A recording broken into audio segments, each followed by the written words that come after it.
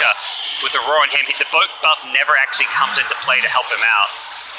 It does help clear out some of the Zoo army, but that's about all it does. Yeah, they really need some more protection for this Kunkka. He's getting targeted first every team fight. They did trade 2 for 2, but sadly it was 2 HR cores that died. Banyak, he's gonna catch the real tops and a very big kill. Combo it with the torrent, should be able to burst him down with his boat coming in, but OG may still be able to win a fight on the onset. As Sumail comes in, don't think that's his ultimate, he doesn't, so he's just playing with the Zoo right now, but Saksa and Mid-1 coming in from behind, who's already killed Maposhka, and they're sandwiching HellRaisers. The only way to run is towards the Dire base, and that is nowhere to run. That's why Roger is going to TP out, and oh, Nyx, he got caught by the Nightmare from No Tail. Looks like they just brought more members to this team fight than HellRaisers, and as a result, even though they lose Thompson, they get 2 pretty valuable kills for it again. Yeah, I think it's like a right idea on principle by HellRaisers. It's like, okay, their ultimates are on cooldown. Most importantly, the shapeshift. That's the scariest thing to fight into right now. So they had like a 30-second window with no shapeshift. They forced a fight. They killed the big carry in the Arc Warden, but they, even without shapeshift, Necro 3 Lycan and Beastmaster rotating 10 to 13. OG up 3,000 net worth, and they have an Aegis for Sumail, who's going to build into an AC. Next item. Well, Roar catches out Kasani. Does he have a spear to be able to get away, or can they chain these disables? It's looking kind of bad. Slide out as a result, Maposhka loses his life for trying to save Kasani. Yeah, Mid-1 catches him out there farming in the jungle. Really nicely done. Finding a big pick-off, and instantly they're going to look to turn this into some towers. OG just not giving HellRaisers a second. They've also got a Nightmare if needed. Yeah, that would be a TP. Always be in vain. No Tail mooing at him. Yep.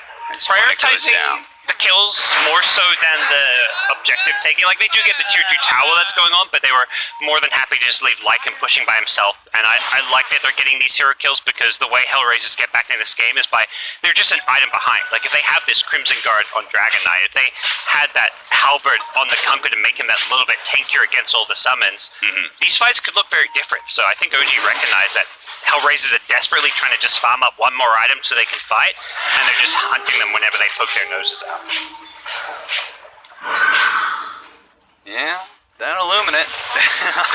Level 2 doesn't really change a whole lot. It can't even kill the range creep now. But he's got Blinding Light finally. He finally has 2 levels of it. Bottom lane, gonna get zerged down by the Zoo. That is OG's lineup. Yep. Keeping it shoved as much as possible. Mid-1 has got a full completed pipe. See where he goes next as far as his itemization. Probably don't need any more Necro books or anything at this point. I know, somebody's here taking my shrine. Pops the ultimate. Immediately tries to spot Roger. The overgrowth is going to be used, but I don't think Roger can really get out. And I have to say, I feel like this is an underrated aspect of the Lycanthrope, but Howl is a incredible underrated tool, and I think in this kind of lineup, it's all the more potent where you have so many summons that are outputting physical damage. Yeah. Against Kunkka and Ember, using their physical damage. It's one of those things, there's some things in Dota you just never notice the impact of, because it's like, you know, damage mitigation, for example, like that, in like an AoE, but I'm sure that's doing a lot to keep their whole summon army alive and reduce the damage output of those heroes. You know, the first time I realized how potent Howl was, it was because Lycan maxed it out first in lane when he was with Avenge. And I was like, why do I hit like a kitten while simultaneously have like -20 armor? What's going on? I was like, oh, those Howl numbers are pretty good. Holy shit. I'm talking about a 40% damage reduction, -8 armor. Some scary stuff. A smoke up as they kind of poke at the top lane, force a reaction from HellRaisers, and then smoke to where? They're just going to play on the high ground? Yeah, it looks like they're just going to see if someone maybe pokes their nose out, see if Mid-1 can get a roar off. But I think if you're HellRaisers, you're very much like, okay, we're in defend high ground mode. They have Aegis. We have no map control other than maybe a few wards down the bottom side of the map, which isn't that useful. it's very hard to feel safe even if you have like dewarded or vision in some areas because of the Hawk always able to go out and scout you. And it's very hard to feel good about HellRaisers' chances in this game just because I don't think that they really outscale OG. I feel like this is both lineups will scale naturally later on to the game, and it's just who is up in net worth at that point in time. And with comeback mechanisms being so limited, OG will have to lose maybe 3-4 fights before this is all rectified. Yeah, everyone HellRaisers has gone for non-late game items as well. Like the Shivers on Ember, it's just because he wants some survivability now. The DK with this Crimson, they're not scaling at all. Meanwhile, Thompson, he's more than happy to go like it. Yeah, Thompson, he's getting bigger and bigger. Samael gonna be targeted here. No longer has the Aegis here, so with the bow combination, it looks like Samael's gonna go down. They're gonna get an extra one in mid one as well. This is a great fight for HellRaisers. Losing nobody for it and getting 3 as that, oh, somebody stop this guy. Somebody stop this guy. No! He pretended to be like AFK, so they ignored him. He's like, "Oh, I'm dead. You guys go chase other people." Nothing lost footing to Sonic Wave from Saxa. It went from looking like it was going to be a 0 for 3 to end up being a 1 for 2. Mid one, what a god. Yeah, I'm glad we get to see this one again. Just watch mid one, the way he plays it. I mean, a sick call from HellRaisers. They know the Aegis timing. They initiate this fight because Aegis is timing out. Blowing up Sumail before he can... I mean, he doesn't have a BKB, so he's just a great target to go on when he doesn't have Aegis. And yeah, they're like, oh, mid one's dead. He's lagging. Mid one, he's playing from SEA. He's lagging here. Oh, wait, no, he's not. Everyone's so focused and like, oh, guys, the Bane's teeth being away, you know? Like, leave mid one to the side, no big deal. You gotta finish what you started. I always appreciate people who are forward-looking, you know, and looking for that next kill, but goddamn. And you can have no mercy against someone who's, just because they have high ping. This is do or die for HellRaisers in a way. They have not had the most successful group stage. It was like 1 to 12 odds there too, but I mean, that fight definitely gives you some hope, but it was very much like everything timed out perfectly, and HellRaisers made a really good call. I don't imagine OG is going to give him the same kind of opening again anytime soon, and I also imagine Sumail's like, yeah, I probably should wait for my BKB. He may even be thinking he should prioritize BKB before the AC. I think it's more of a key item, but I mean, look at the heroes you're against. Dragon Tail, you've got Tree and Ultimate, Ember, Searing Chains, Coddle. It's like all 5 of these heroes say, yeah, you should buy a BKB. I'm not even sure if was the real Thompson in that fight. I saw his Tempest double, but I didn't see him anywhere. So that may not have even been the full power of the OG battle station. OG, see them coming with the Hawk vision and the detection from the Necro. Man, heroes like that, Riki, Beastmaster, any of these heroes that compel you to buy sentries a lot. The sentry change mixed with like TP scrolls costing more, it can be just exhausting to play a 5 position, a losing game, and feel like you are losing ground in net worth because you're having to buy so much. And you also run out of sentries. Particularly when you have map control, because I feel like those games when you're winning and you know your enemy has to buy sentries for an invis here, you buy sentries just to take out their sentries. Not even to deward some of the time, because sentries are that kind of precious commodity, and they've got Necro 3 to also deward with, so you kind of run into this issue where you have to be careful about spamming too many sentries on the map because you can run out. And Gem is always an item that's best when you are in the better position in the game, when you're ahead, when you feel confident about team fights, because you'd be afraid of losing it. And so it's not like you can really make up for, oh, no more sentry, guys. Well, somebody just buy a gem. God, if you lose that, if you lose the next team fight, you lose that gem, that's another 1,800 gold net worth swing. I think the good thing HellRaisers have going for them is that Roger on Tree. This is a good hero to actually get out on the map and push out lanes. He's spent a decent amount of time doing that. He's actually got pretty good net worth as a result of it. But the heroes who can't do that, like DK, have had the same items for 10 plus minutes, it feels like. Yeah. Bit of split pushing shenanigans from Roger. He'll finally finish his Crimson God maybe in a couple minutes, but it's like, is it really going to change? It helps for sure. It's something, but it's such a late pickup. Armlet, BKB, Heaven's Halberd for the Kunkka. They almost have the Solar Crest from the Train Protector as well, so that's going to be a decent power spike. Yeah. I've got Peter in my head calling it Power Peak. Now I'm all mixed up. Don't have anyone good to actually be putting it on, though. Normally you see this item more when you have, like, some hard carry that you're chucking it on. Yeah. Yeah, what does the increased attack speed really do for a Kunkka? I guess maybe use it offensively to reduce the attack speed of, like, a Lycan. I mean, it doesn't affect all the summons there. Yeah. I don't mind the item by any means. Like, you're still buffing up a teammate, giving them some armor, maybe saving somebody who gets roared, but it's just not as high impact of an item as, like, you know, you have like a Deucer or something. Sure. Somebody really benefits from that boost in attack speed. HellRaisers are gonna have to defend this next Roshan. Yeah, OG have gone from playing like non-stop, just keep running you Dota to like, okay, we're winning this game, we have map control, let's farm our next item, let's get our BKB on Sumail, let's Thompson, let's get him another item, and let's get, like you say, next Roshan. I think they understand that this game's in a really good place for them as far as their advantage goes. I would have liked to see HellRaisers, since OG is backing up and farming more for their next items, I would have liked to see some sort of smoke, especially a smoke to contest Roshan, if not going for pickoffs, but they don't really get it a kill, and they give up Aegis and Cheese to OG, so they apparently are all in on high ground defense, nothing else. We'll see if that's Cole, that's going to work for them. I feel like it's gotten to a point where, like, BKB may not be your item. I want to see a Divine queued up for somebody on HellRaisers. Ember, yeah. Either it's Nyx or Ember, somebody's got to get a game-changing item, because this is not going well. I'm on board. I think Kunkka is already, he's got the at least damage items queued up. He's got, like, AC, Crystallis queued up. I think just, like, even buying a Crystallis now, like, sell your Bracer.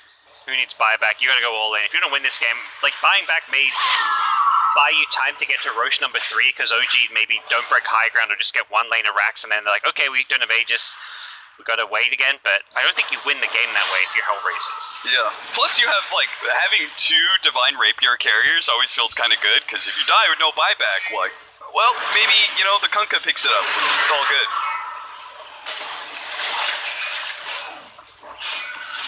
There we go. Get some gold.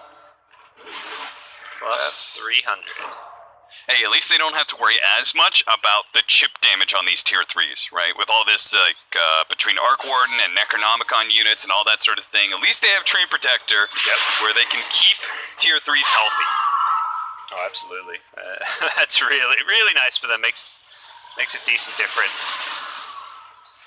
Otherwise, yeah, this is one of those games where often if you're struggling to break high ground, you just keep sending your summons and poking at them, but Drain's keeping it nice and healed up. It does look like, yeah, HellRaisers still need a couple of their tier 3 neutral items. Meanwhile, OG have farmed up all of theirs. Roger's a sly, crafty one. He's been split pushing up this top lane. He skipped one wave. He's like, all right, it's about time for them to be hunting me. And sure enough, mid one was doing just that. He's clearing through this entire tree area. Oh my gosh, Thompson just sends his illusion into the high ground. This is playing against Arc Warden as a support. Once it's late game and he has a Silver Edge or some like Blink Hex or something, it's not fun. Yeah. Like, there's supposed to be some risk involved in you killing me. Well, Saxa. Saxa, he's pretty tanky though. Does still have his Yule Scepter as well as his Orchid, so Kasami's got to be big careful. Fun, unfortunately, is tanky enough to survive through this Sumail assault. And if anything, Sumail's gotten himself a little over his head. He gets caught by the X. They're doing a lot of damage to him. They finally force out the cheese. And honestly, if you're HellRaisers, that's good enough for me. They can keep that mid tower alive. It'd be great. They pop the glyph. Funix trying to slow it down, but Thompson is just wailing into him. Jesus. And damage from a fully farmed Arc Warden overwhelms the poor Dragonite.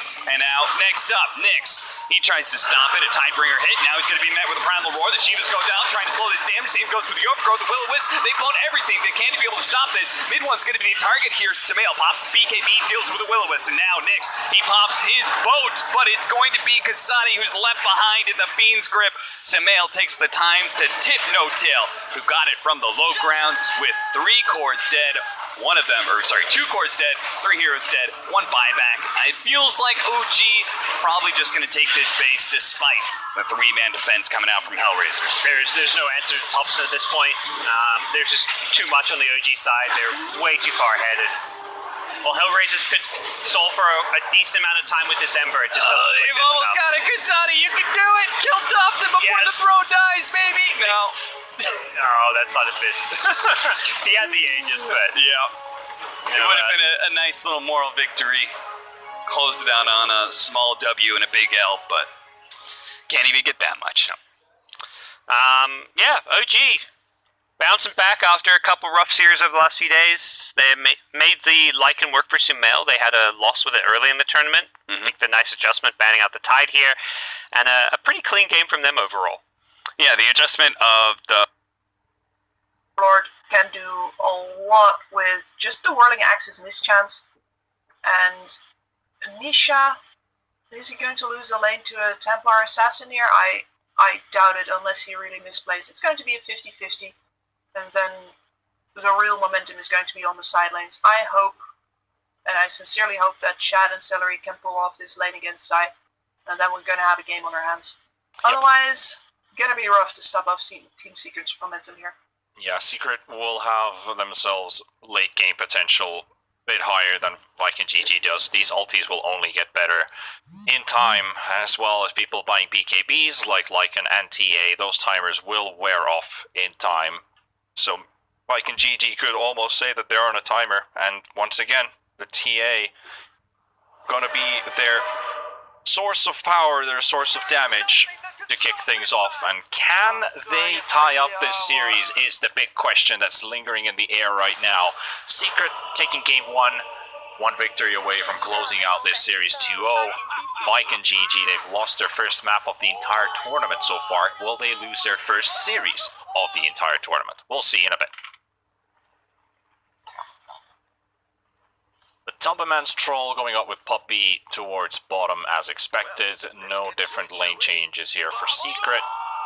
Mike and GG, we're now going to be setting at least 3 heroes bottom for the start. Toby going top with Necrophos. Yep, Shad Aggro wants to chat. dodge. Or just a duo. Yeah, could be a duo into bot as well. You don't really want to try lane a Lycan, I think. Not He really. needs his levels too much. Yeah. We're moving around this area now. Oh. I do enjoy how Viking have built this lineup, because next to magical burst damage, they now also have physical burst damage in the shape of the TA. And that means that it's not so easy for S4 to just, buy a pipe and be done with this game already. His team can still get blown up through other sources. And it's also more threat on the backline, so Puppy, even if he manages to juke out the Lycan, he's also got Boom to deal with. Now, one thing that I don't like about this is that either the TA or the Lycan are going to have to win their lane really hard, because neither of these 2 heroes can push out a dangerous wave. And we've seen this time and time again, where if you lose 2 lanes and both of those heroes need to jungle, neither of them get anything. And TA lineups are especially vulnerable to it, just because this TA really wants to get Blink Deso up before she does anything. Yep, and it can be very hard to play from behind as well. I think Lycan still excels in a sense, but TA is only limited up to a specific point, so they might have some troubles with this TA if they definitely lose her lane. She can farm up really fast. We will definitely be using that jungle for her advantage and just maximize that output as much as possible, since Secret they really don't have those heroes to apply pressure into mid early on, so allows TA to get a free-ish lane. Mike and GG, though, they have heroes like the Shaker, and they will go for a fissure block on Matumba Man. He does have a small corner to brave onto the other side of this wall. Celery also takes a lot of damage for Puppy. Puppy's relentlessly right-clicking this Disruptor. And Aramis blocks the easy camp with his body, so they won't have any pulling capability here in this bottom lane. Mid matchup, the TA on Boom and Quap on Nisha. Like you said, this could be a 50-50. Straight equal. Yes, the TA is going to Courier get an coming. early melt, Aramis. most likely, to dodge out these daggers. We'll snipe the courier, Aramis. Right here. 1 and 2. Oh, that's gone. And then we have the Toby Necro versus Tidehunter on Zai. Also the Enigma, so Yapzor will be roaming around here. He's got his boots picked up first with Eidolons. 2 clarities up on himself. Level 1 Eidolons ain't the best, but what he can do is just help Zai keep his lane in his favor.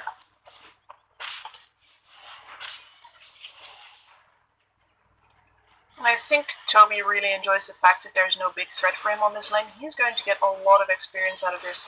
The real loser is Aramis, who does not want to come in and grab that experience, so he kinda has to just hunt Yapzor. That's a dangerous proposition. Yapzor will always win the 1v1. Yeah, he will, but level 1 Enigma is weak. The Eidolons don't really do any damage. It's that level 3 Enigma that really starts to feel somewhere, and that damage just amplifies a lot. But level 1 ain't the best for Enigma to challenge anyone. It's level 2 now, is the Malefice. Keeps chasing the Shaker, just keeps him out of play. And it's not actually a bad idea to like have the Enigma not farming constantly. Like if he's forced to do these little moves to keep the Shaker away, that's completely fine. The Shaker is also looking to do that right now.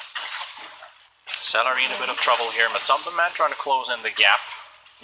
Ranged hits are still connecting with the kinetic field. Gets a bit of distance. Celery into the trees, and Matumba Man can't squeeze in the kill for himself. The Disruptor definitely does drop low.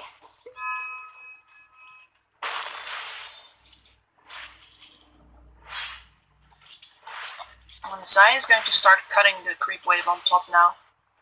And this is to the disadvantage of Toby, who, as a ranged hero, really does not want to be tanking these creeps under tower, or having to last hit them for that matter. So he's going to try and pull them into the creep camp here, but that's been pretty much cleared. That's not much of a help. And Zai gets a fresh creep camp instead. A lot more farm for him. He can really amplify his farm this way, and now they get both farm with the Enigma, with the Tidehunter. So much economical advantage for Team Secret right here. Yep. Exactly what you want to be doing here with the Tide, especially when you're playing on the Radiant. You just want to keep pulling. That is so easy to connect from in front of the tier 2. Pull it straight into the jungle. It's got a massive wave here, and the jungle camp on top, so that's gonna really get him up. Looks like he's gonna be going for an early Vlads as well to buff him up, and that's actually your Shaker dead in the river. So Nisha, with just the dagger and a few right clicks, that's it. Picks up an absolute freebie. Where are you going? Yep. Trying to get the ward. Yep, well, he gets the ward out. Promise doesn't quite connect the stun onto Nisha, so I'm giving a bit of a harass there.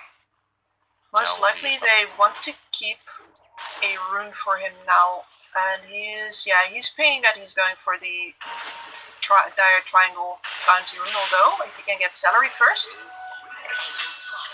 nice little extra. And Celery's like, oh no, the co-op's gonna get it. Yes, she is. Radiant's middle tower is being attacked. Worthy tribute.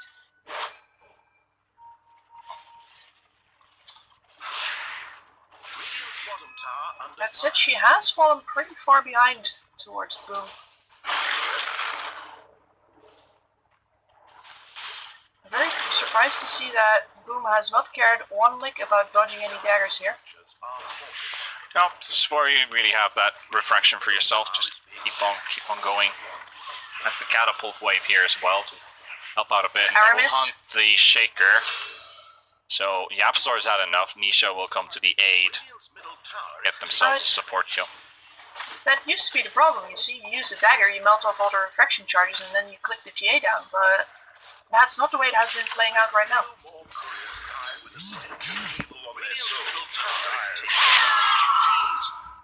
Yep, they're still putting pressure here. Shad very low. This could be a big pick off here, and we'll go for Puppy and Matumba Man.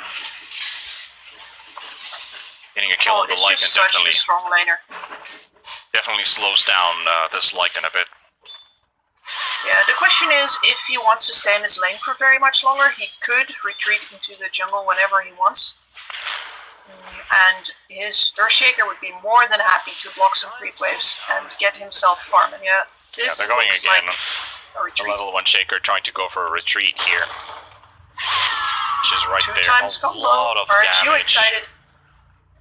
Toby's there for the heals though, so he might live. One tick from the... Yeah, he has enough regen to survive that. While bottom lane Celery is also driven back behind his tower, so this is definitely already one, maybe even two lanes going in favor for Secret here, even though Viking GG's Toby is getting some farm on this Necrophos, but so is this Tide. They're both getting a lot, and this bottom lane is not going at all, well at all for this Lycan, so Troll is getting so much far ahead. He is, yes, and this presents a problem where Boom basically has to make space for himself. He's going to have to meet up with Toby and get a scythe kill, for example. At the very least, he's been doing a lot of damage to this mid tower. That can allow some space, or at least some time, for him to go towards the Desolator. But his jungle has also been farmed up by Zai up until now. Yep. I think it's time to put this Tide Hunter out of business. Yeah, let's see if they can. That Vlad's is definitely going to help Zai a lot. Boom. Coming in for Zai, doing a bit of damage here. We have the Necro Scythe there, so Boom will get the kill, so Tide out of play. Meanwhile, Shad is actually stunned in the jungle by the Centaur. But Tumberman finds him. Poppy's right behind there. There's the blinding light, push him backwards, and that's a dead Lycan. He is nothing to run away from this. But Tumberman hits level 6, farms his Necro creeps as well. But there is Nisha coming in as well. Aramis gets the stun onto Matumberman, but it's not enough. And Celery as well. This is not looking good at all. Secret are just punishing them time from time again. And it's now 7-1 on the scoreboard as well for them. This is slowly sliding out of hands from Viking GG. It is. They need Toby to make a play. Got a Bracer as well, and he's not quite there yet. Nisha. Mercy, please. Nisha snipes Toby's courier as well on the way. But that's the thing, Luckily, that was on the way out. Yeah, but that's still, like, even if Toby would finish this mechanism, it would force that Viking GG have to stack up with several heroes with the Necrophos to try and attempt for a push. Just stack up behind them or with them and go around. You have that region for yourself, so you have the capability of putting pressure onto Team Secret, but it's not the hugest, like, fear factor. And Shad in real big trouble. Doesn't get rooted up by Matumba, man. Pops his shapeshift. Toby's in bigger trouble. Facing Poppy here, top lane. Toby, yep. There's 3 heroes around him. Yeah, Toby's definitely dead at that point. Poppy will go down Ramus. And Yapsor will get the kill from Toby. So yeah, 2 fights happening at the same time on both lanes will lead into a kill. But Secret losing a support, like GG losing their offlaner. Secret losing their mid-tier 1 tower. This is a big deal. This does open up the Radiant Nisha jungle. coming in, Celery in big trouble. Matumberman does get stunned up by the Earthshaker. Nisha looking for the blink. Celery right next to him. Only picks up the bounties here. Matumberman is still around, and even despite the attempt from Aramis to deny, that last tick from the poison just ticks right after. So Nisha gets the kill despite the deny attempt.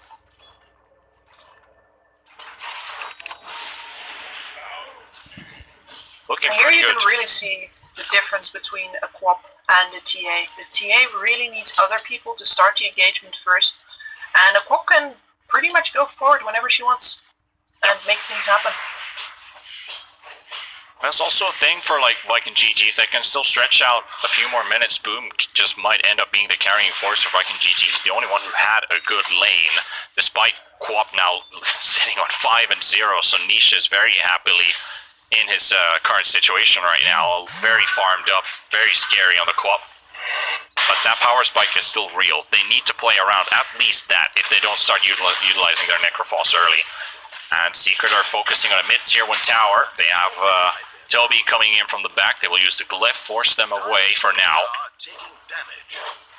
Toby's the only one who can stand in front of this much damage. The other heroes will get blown up by that ravage.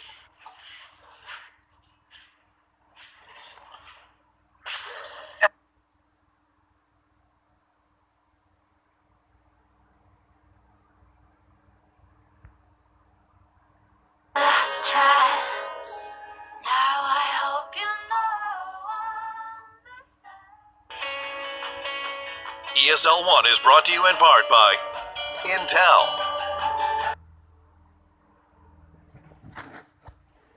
Promise inside the tree line.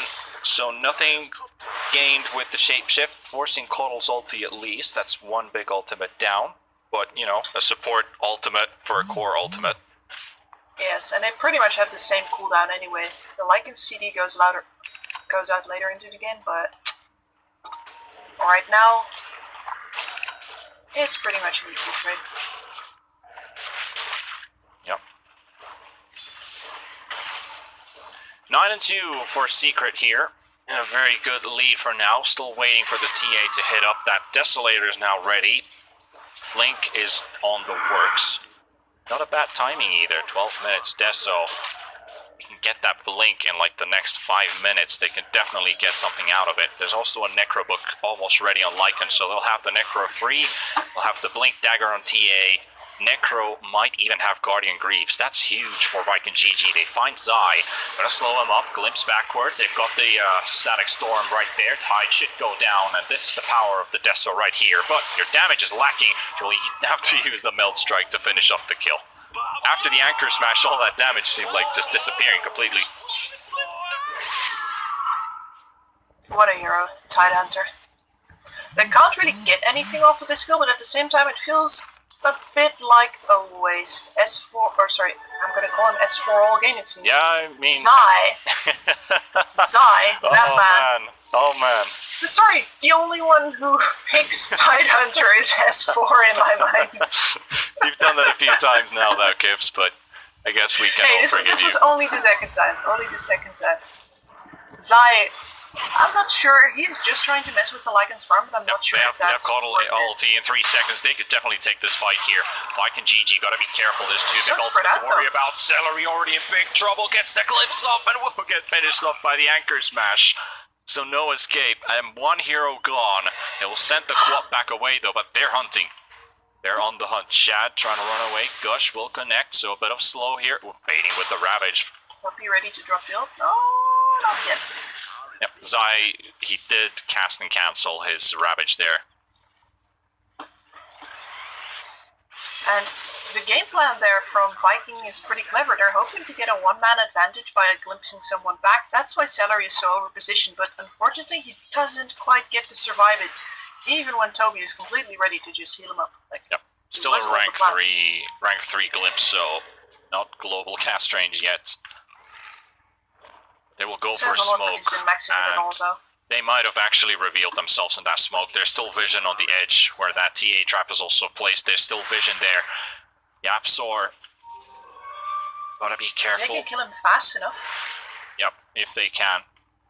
They can. And they are going for the glimpse. They're going to send him back instantly. Fissure stunned by Aramis. And now, with the Necro ulti, they will throw the scythe in the face of the Enigma. And Yapsor will have to give that one up. But this also means mid-tower being pressured by Zai. Doesn't get the tower down, though. Forces the Glyph at least. Will continue hacking it back. And now we've got people coming in. Shaker with an Echo Slam ready. Boom on the right side. Blink in 200 gold. They might just want to wait this out before going in. Necro 3 is ready on Lycan. And the Guardian Greaves. I think they're on the Courier. So, Viking have just wiggled themselves through one of the hardest parts of the game by playing up with the Lycan as much as possible. Even though you could see that was pretty awkward for him. His net worth isn't the greatest either. But they get to keep their mid-tower, they get to have Blink Deso for TA at a very reasonable timing, and now they get to smoke up and see if they can make something happen. Also have to say that Toby actually cancelled finishing off the Guardian Greaves and went for a Force Staff. He's bought the recipe and just needs the Ring of Regen to finish it off. Blink? But here we go. They're going straight onto Zai. There's the Static Storm that will catch the Tide Hunter in it. They will have to forfeit that kill. Very close to getting out there for a second, but Zai will go down. Boom gets the kill. Toby now scouting ahead a bit for some vision. There's still the Coddle ulti and the Black Hole to be worried about. So you deleted one, there's two more. He might survive that if Puppy is close enough to drop the Will-O-Wisp.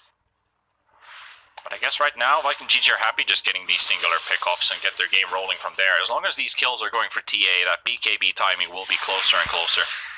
Yes, absolutely. This is what they need. The Lycan will split push now.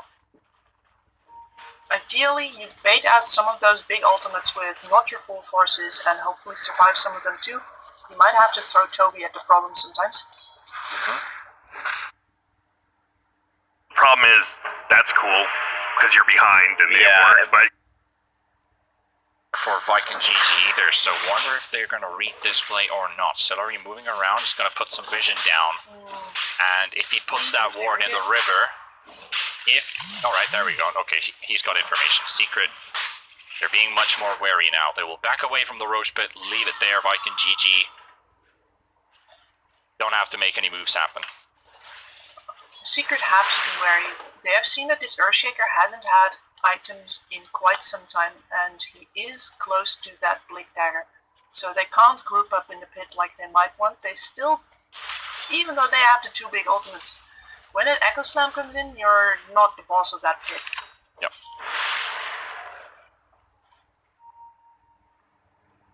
Still moving around the Roche Pit. Viking GG, however, spread it around the map. They've got two heroes top. They have Toby in mid.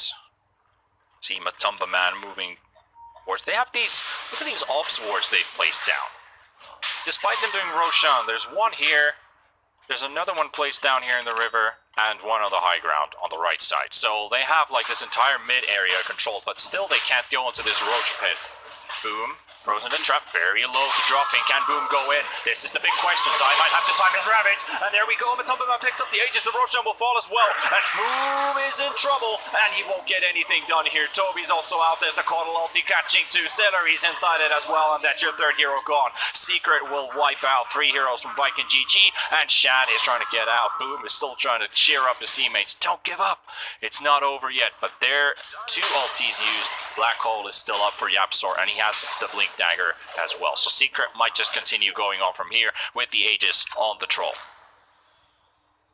No doubt in my mind that they will. Lycan ult's also down, so Shad does not actually pose much of a split push threat here.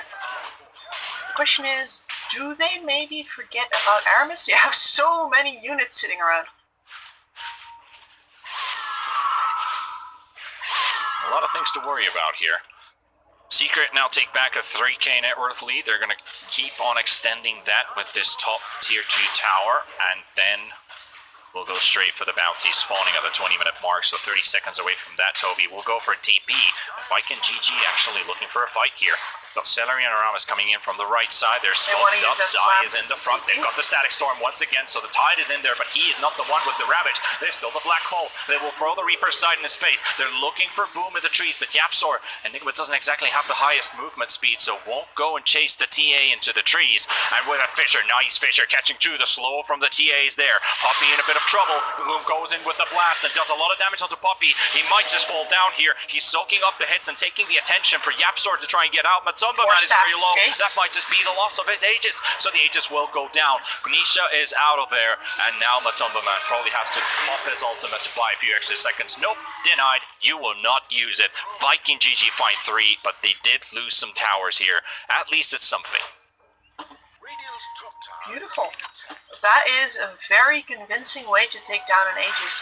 Once again, engaging with the glimpse, getting the right pick off first before moving in.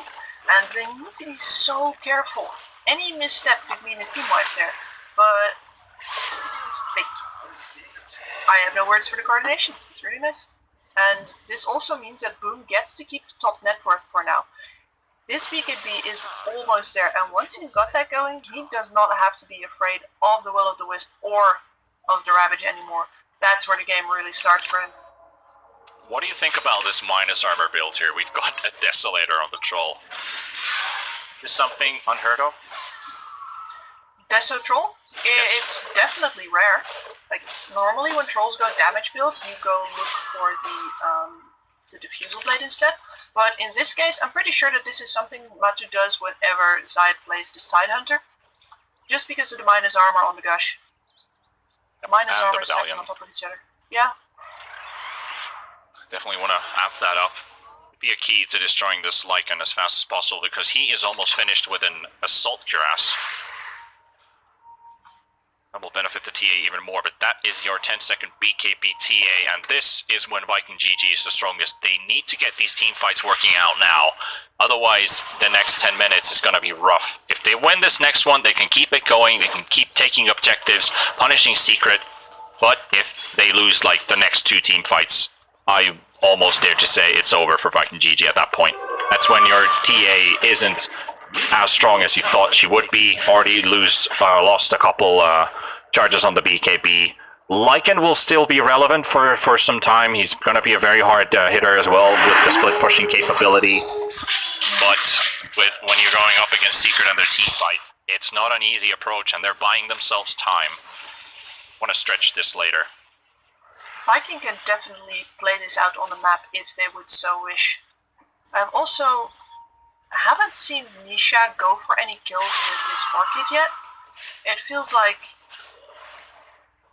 some of their item timings have just been muted by the way that Viking has been itemizing. Yep. He's jumping on Toby right now, but that's a very hard kill to get. Not now that he has popped Yeah, they will use the Ignis. the Guardian Greaves though. What was that button press? Well, there's I guess nothing, he knows he's dead nothing there. you can do there. He's gone for 45 seconds. Secret will move towards the high ground here.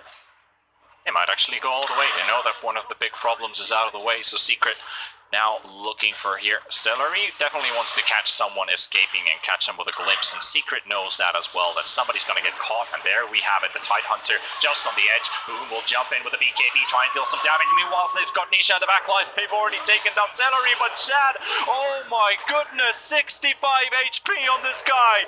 Aramis does manage to get a 3-man fissure as well at the backlines. Nisha finally ends up going down. Yapsor is down as well. No Black Hole, no Ravage.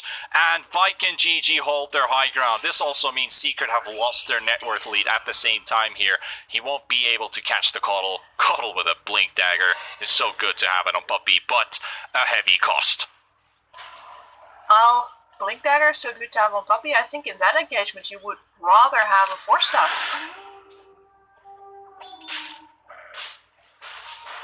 That Earthshaker is not nearly as powerful if you can move some people past the fissure, but instead you're going to have to deal with that now and just save yourself, I guess, Puppy. Yeah. Looking rough, but it's 15-11 for Secret. Viking GG have brought back the net worth advantage to a tie, but that XP, look at that, downhill towards 10k. The XP they got from these last 2 fights are what exactly what Viking GG needed to get out of that, but that also means more seconds reduced from that TA's BKB. They still definitely have a shot at winning these team fights. We just saw how that worked out, but high ground is completely different to around a different spot in the map because you're already prepared for it. It's just a mental game thing that you know that our tool here is basically getting a glimpse.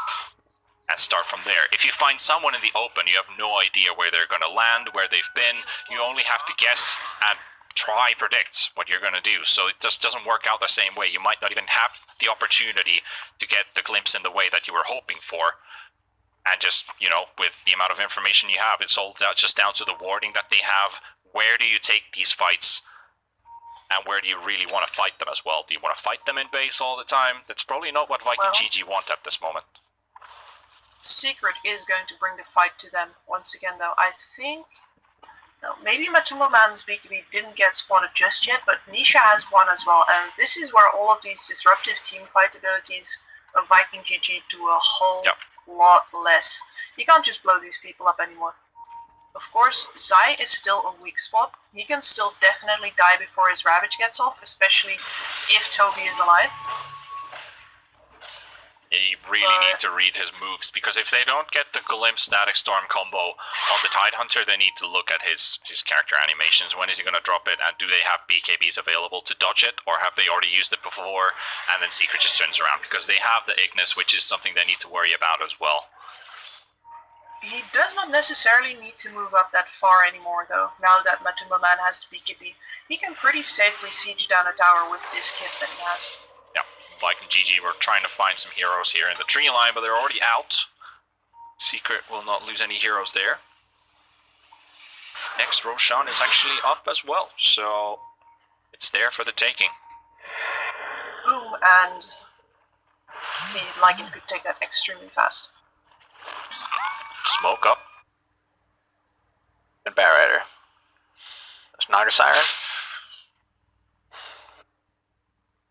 Secret is revealing on the bottom lane. That's only one hero shown. And there's some wards placed down. They like, even if the sentry was freshly placed, it still doesn't show that much vision to show those ops wards placed down. So they get the vision for the Roshan to be secured for Viking GG. They will take it. The Aegis for the TA. They've got the cheese for the Lycan. And now would be a good time to start looking for a kill, and that's exactly what they're going to do. Nisha does have a BKB, and I don't think he has shown up. The Troll's BKB has been shown, but do they know that Quap has one as well?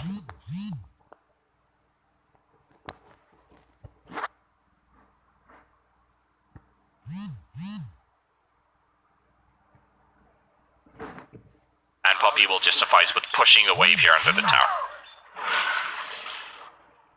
He's getting a lot of work done, slowly but steadily chipping away at these towers. And it's so annoying when a boss 5 can do this. Yep. So that's really not a big investment from the team at all. Plus, you always get that extra farm on your coddle, which is completely welcome. He's Puppy's sitting on almost 3,000 gold in his pocket. What do you think he's gonna buy? I'm gonna laugh so hard if it's Kneeblade. Alright. You know, normally I would say here that you get some form of defensive item for your team. You start maybe finishing up that mech that you once bought a headdress for, or, you know, a glimmer cape, something of the sort. But in his case, I expect he'd go either for a hex or something ridiculous like a refresh orb. Right now, Secret pushing in the top wave. They've got Coddle cutting the waves in bottom, making sure they will get a tier 1 tower maybe. They will. Tier 2 will fall in the mid lane, taken by Bagikan GG.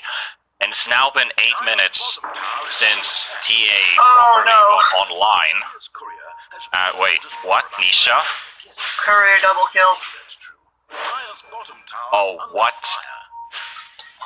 If you're a Viking right now, you don't feel good pushing anymore at all. You want to have this aggressive positioning just because of the Aegis, but top wave is pushing in. It's actually doing a really decent amount of damage onto the tower, and Puppy is pushing your bot wave just by nuking the waves that come up. So you have to retreat, you have to give up this hard-won space, and it is very likely that Secret are either going to take a fight into you here, they are smoked up, or that they're going to deal with your vision.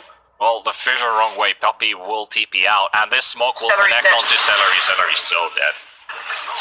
We'll leave it for Matu to get the kill there. The deadest. It's been a while since Viking GG found themselves a kill, but it's all home at this point. They get one. Also got some vision placed down, boom, right on the edge of it. And with this 5 versus 4 scenario, Zai might just be the aggressor here. Blink Ravage is ready. Aegis still up for 2 minutes. Still the cheese as well on Shad. And almost a Satanic as well in Matumba Man. Still pretty far away, but it's soon gonna be up. Boom. Slowed up by the troll. They don't want to go on him at all, even though they can't see where his team is right now.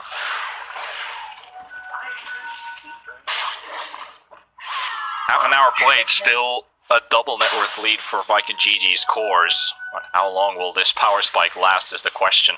Already a Daedalus on TA. TA is pretty much closing up on 6 slot. So that, that is actually a Moon Shard that she's working on next. Ramp up even more attack speed together with the Daedalus and the minus armor that they have, so they can easily destroy some quick targets. It's a good thing that Puppy is actually holding onto a Ghost Scepter. It won't be able to destroy him right away. Zai will be fine in the jungle. Jad won't be able to catch him there. The blink to safety. In the middle of the trees, should be fine. They also saw that Coddle was nearby. Puppy just blinks out. Back to safety. Nisha shows just a taunt as soon as Celery has used his Thunderstrike, because it means that Nisha can't be glimpsed anymore. And Secret have a little bit of info here. They see Toby alone now under this bottom ward. They're not to him in time though. Yeah, they're too spread it out to go for that, but at least they know that one hero is around. Tomberman's just chilling in the bottom lane, farming up Puppy, keeping these waves pushed in. Shaker gets the stun onto Puppy, and that could be it. There's the Ghost Scepter, buying a bit of time. Echo Slam will be used just to get Puppy. Alright, well, okay, they use the Ignis. But there's no one there. I guess Puppy wanted to have a fair trade, or he's stunned from... Maybe. Shad finds the App Source. Celery dropping low. Isha getting stunned up. Has the BKB. Might have to use it to get away. Getting right-clicked by Shad. And into the tree line he goes. Will be found. But gets the TP off just in time.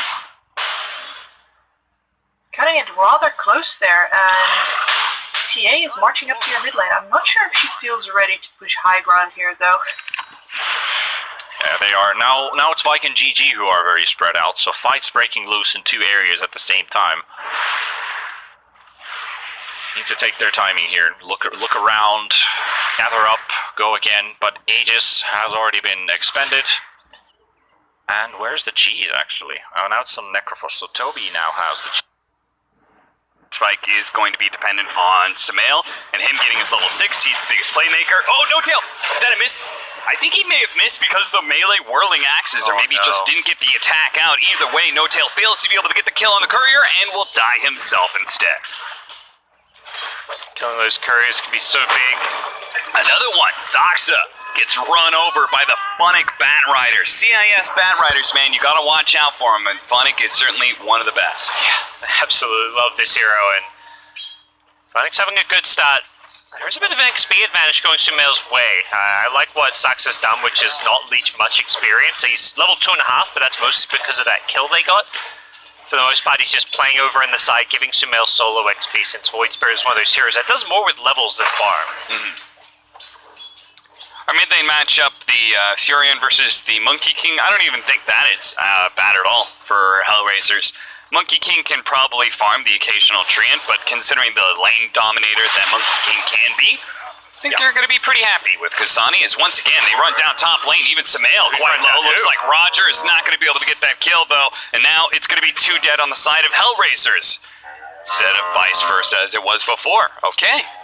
Well, they get outplayed there. Sumail able to turn it around on them, and they just got way too aggressive.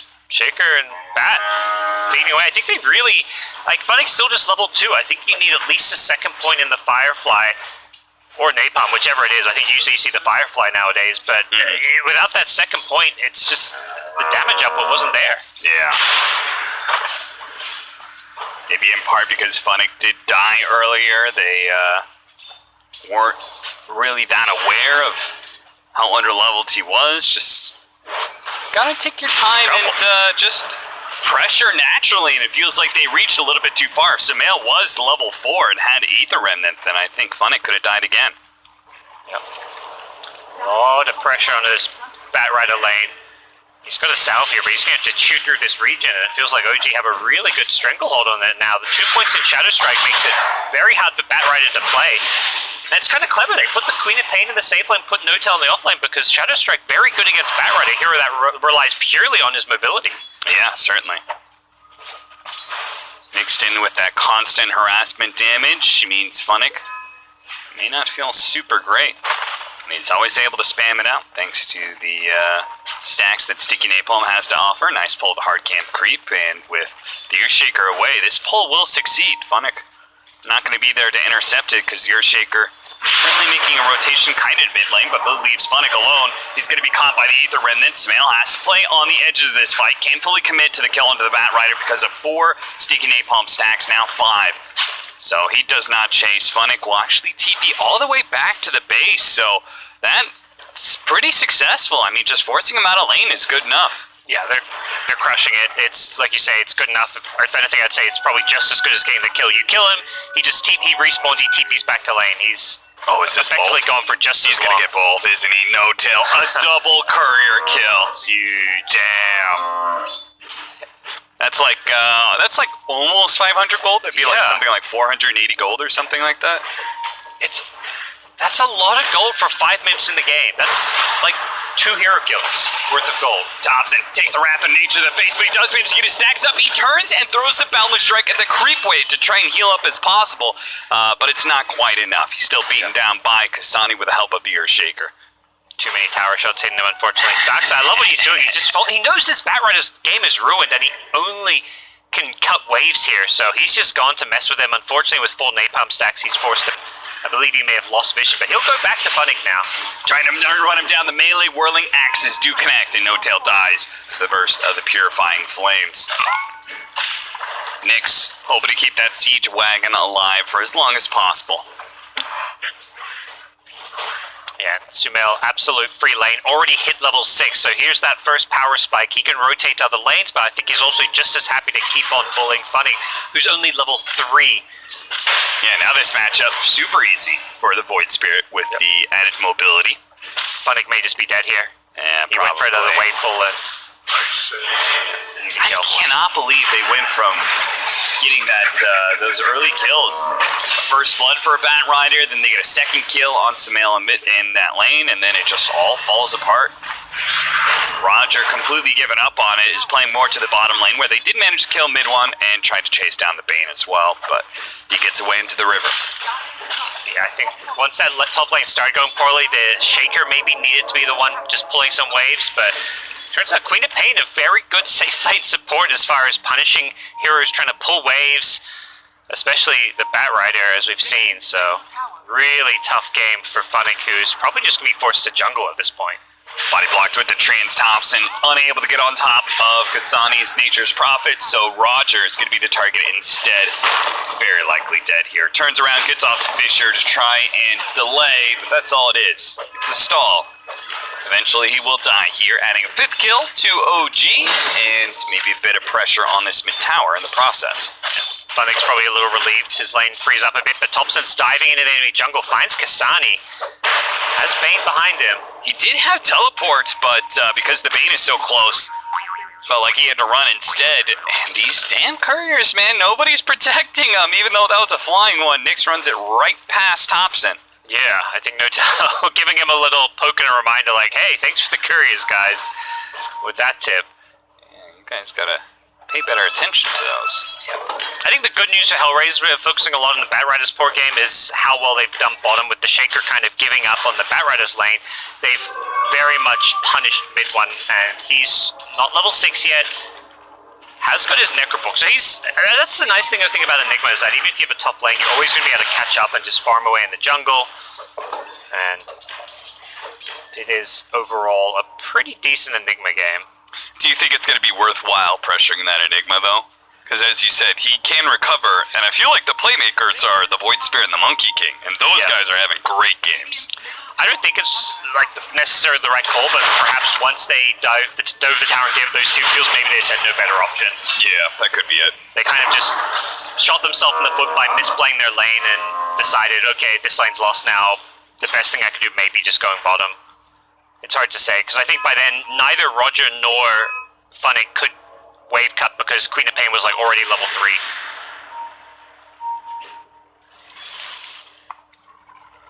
I have vision of him.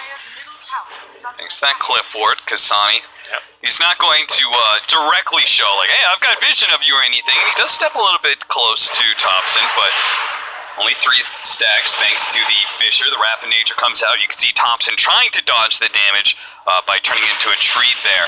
But don't think he succeeded. No Tail, he's going to be caught. A Purifying Flames, another one would finish him off, but they don't want to dive too deep into the tower area. Saxa, he's going to wrap in from behind. They still have the black hole ready to go for mid one as well. So Troll, he's going to separate himself, say, see you later, Maposhka. I appreciate your sacrifice, but Sumail almost got in front of the Troll. Still managed to pull him back with the Aether Remnant underneath the tower, though. Nyx pops his ultimate. There goes that black hole. Instantly stopped by the 4-man. Fissure, nice hit. Nyx, he turns now going to Saxa, the Nightmare, helping to prevent Sumail from being targeted down. He dissimulates farther downwards. Kasani spots him, though, with the help of Roger. They do get that core kill. 1 for 2 with the black hole being used. Not terrible for HellRaisers, but I'm sure they wish it'd been a little bit better. If the Troll had lived, it would have been great. Yeah. Nice Fissure. Fortunately for mid one, he maybe saw the Shaker a bit too late. Could have tried to get both of them in the black hole, but Good play from HellRaisers, just committing the numbers in. While all this is going on, Funnick's getting some nice recovery time up top. He's been in an empty lane, essentially, for the last couple of minutes. So he's up to level 7 now. He's been able to farm the wave as well as the jungle. And Oh, he's dead. Funnick gonna be top of the remnant setup. Soxa. That Shadow Strike strikes once again. 9-8, 2,000 net worth lead for OG now. Roger bottom, they've set up. Thompson's ready to dive for this one. One of the scary things, Roger here hears the noise. It's coming for him. Thompson's Monkey King is on his way. It's behind the tower, but here comes Kasani and Maposhka. Now they've got the lockdown. Thompson, you've overstepped myself here, my friends. You are going to get hit by the Echo Slam, Purifying Flames, and the extra magic damage. That's enough. Thompson goes down, overextending and diving too deep for kills.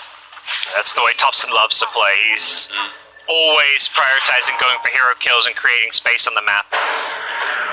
Definitely a game where they don't have that hard carry to back him up. It is a Void Spear in the safe and Enigma in the offlane. They've got 2 good farming cores that can utilize this space well, but I think OG as a team need to be kind of all playing that aggressive behind Thompson. Mid one. Did they had some sort of vision, yeah. They had a war that was around this triangle area. But at the same time, Funnick ties to a Fiend's Grip at top, so... I don't know, Funnick's having a really off game, I think. Yeah. Like, he got all that recovery time, and you gotta expect, okay, at some point, like, after that fight bottom when they respawn, like, he sees their respawn time is, and then it's just like Void Spirit respawns, instantly TP's top and kills him. Like, you gotta expect that kind of play. Roger doing a good job landing these stuns onto Samael, and he's actually helped out by Maposhka. So he will survive through that. Next time, though, it's going to be real hard to survive against the Void Spirit because he almost has his Aghanim Scepter done. This is probably one of the most insane Ags upgrades in the game. It's so impactful. You're playing against Oracle, so really good if you just want to dive the backlines, kill that Oracle to start off a fight as well. I like this pickup a lot for Sumail. Yeah, and it even, like, it has this huge timing early when you get it, because of the added damage even, but the silence is immense because nobody has any sort of dispels or BKBs yet. And on top of that, you get a level 15 talent that buffs up the damage. Resonant Pulse damage gets buffed up and that applies to both charges. Yep. And it feels like HellRaisers, going for a greedier approach, have got a Battle Fury queued up on the Troll Warlord, so... they're not looking to match OG's aggression or be ready to fight them. If anything, it looks like they're thinking they can just stall and hold out to the late game, but not sure I'm a big fan of this. When Kasani on the mid-profit, he's gone for this fast mech treads. Like, I don't have any problems with his build, but if anything, I think the Troll should be trying to match that pace. Funnick he's rushing a Blink Dagger after his slow start, so... some sort of like Maelstrom or SNY build instead of the slower Battle Fury. SNY... used to see a bit of Diffusal. I'm not a big fan of the Diffusal, but anything that's just a bit more early game centric. I think SMY sounds great, but I guess the plan is more to do like this 4 protect 1, where the 4 heroes will be very active and ready to fight while Troll just farms away. You know, a buff. Oh, Funnick. He knows. He must have heard something. Thompson, he's going to be found here. Managed to get off his ultimate, but the lasso awaits him. He's going to pull him out of the Wukong's command and to his doom. Thompson burns in the trees. I was going to say this matchup is better for the Monkey King than it used to be because you no longer have flying vision as Bat Rider. You just fly. That's all. But seems like Funnick still had an idea of Thompson being around. Still finding him to get the kill. OG seems like they're waiting for this Ag Scepter on Sumail before they play around Thompson, because that's like Thompson's just kind of being by himself down this bottom lane, creating a lot of room. Like it does take several heroes to actually kill him. There it is. The Aghanim Scepter is on its way. Samael really wants to fight this. That's where the rest of OG, they're coming in. They hit the Fiend's Grip. Need the Remnant, but there's going to be safe from the Oracle. Immediately popped into that black hole. Canceled by the Fisher, though. Plenty of time. Nice Echo Slam with the Eidolons there. It tears OG apart. They take down 3. Even the End, Bane, and Monkey King are both going to go down. That's 4. Almost a wipe with HellRaisers. Using very little and losing nothing. Huge from Roger. The Fissure to cancel the hole into that Echo Slam. Absolutely devastating stuff. We'll see it again here. Mid 1. He tried to get the Oracle in that black hole, I want to say. It looks like he was going for the 2 hero black hole. Even if he hit the Oracle, it wouldn't matter because the Shaker was in position to cancel it regardless. And Sumail's Ags didn't actually arrive. It was still, I saw Kura coming, I thought it was his, but it was someone else's. His Ags was still another 10-15 seconds away. I think OG definitely should be waiting for that item before they even consider a fight like that. Yeah, what a difference that could be. Being able to hit that AoE silence, maybe in the Oracle, maybe stopping the troll from activating his ultimate. Yeah, hunting down this Oracle has got to be of top priority. Because he's got 2 different dispels if he goes on anybody else. Popped him over to the other side of Fisher, straight into the lasso. I love good Batrider players because they make that flame break bounce into lasso look so clean. It's like they're one spell rather than 2 separate spells. Yeah. That's nice. And Thompson, ooh, looking at his game and his score, 0, 5, and 1. He's just not being able to find a way to impact this game yet. They know, but mid-1, he also seems to know that they know, so he TPs away, and HellRaisers in a fruitless attempt to find him. Fuel Scepter for the Queen of Pain. Yep. Seems like for OG the plan is to play Thompson more as his hard carry. Has a Radiance queued up. Very annoying item for the troll to have to deal with, since he does not like building any kind of MKB type item. We'll have a BKB at some point to deal with that mischance. Yeah, it seems like Plan A did not go so well, right? Just kind of running around, hope to kill them enough that you take objectives and get a net worth lead. That definitely got stopped in his tracks. And now it's time for Plan B, which is Monkey King carry against a troll. I know where my money's going to be on. It's going to be on HellRaisers. Saxa, fortunately, pops the smoke in a position where Batrider did not have vision on it, of him, because that was Funnick's blink timing. He smoked up immediately with this blink, but instead they found mid-1, so perhaps a bigger kill for them to get. It's the core hero, and HellRaisers, they're online on 4 heroes. These 4 heroes are more than ready to all fight the Blink Shaker, the Blink Bat. Kasani's got an Orchid to go with his mech now in the Nature's Prophet. Oracle's just level 6, so they almost have the Battle Fury for Nyx, so he's going to be stronger in team fights, but then also his farming is really going to amp up while Thompson is still working on his big farming item in the Radiance. We do have a potential game changer though. Mid-1 has the Blink Dagger, may have died, but he purchased it before he went down. So it's all up to him. He's gonna have to change this game, because now Sumail, he's gonna be caught, bursted pretty quickly. That was a nice sleep. Isn't enough to be able to save Sumail. He dissimulates into the river, jumps, but no, caught by the purifying flames from the high ground from Maposhka. Says, you're not getting away. valiant effort from the Bane to save him, but ends up just giving them an extra +1 kill. HellRaisers bringing the numbers, and speaking of numbers, Saxa does not want to sit around too many creeps up top. A potential Blink Echo Slam awaits him. Next creep wave is coming. Oh, jump in, Echo with the wave. Kasani, were you even really needed? I guess he was needed to take the last hit. Yeah, he's like, of course. Gotta pad my stats. 709, by the way. This Nature's Prophet has been everywhere this game. Beastly, man.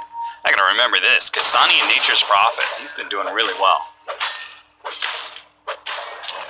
Feels like there's not a ton of really standout hero player preferences on HellRaisers. I can't really think of any heroes that I'm like, oh yeah, this hero for HellRaisers, that's really good. Yeah. Besides like Funnick heroes, I guess. Yeah, Funnick's been around a while, but like even Nyx has been on this HellRaisers team for a little while now, and Kasani, and like you say, they haven't had like 1 or 2 specific heroes they've spammed and won lots of games on. But into the Roshan pit, HellRaisers feeling very confident and good about where this game stands right now, particularly the map control. They have so much vision around the dire jungle and around this Roshan area that they just say, this is a free Rosh. This also offsets the black hole a bit, right? Because now, with a troll having that Aegis, even if he does get caught, some sort of terrible scenario, they have that extra life. OG, unlikely to be able to win any team fights the next 5 minutes, especially if they get picked off like this. Sumail found by Kasani and Funnick.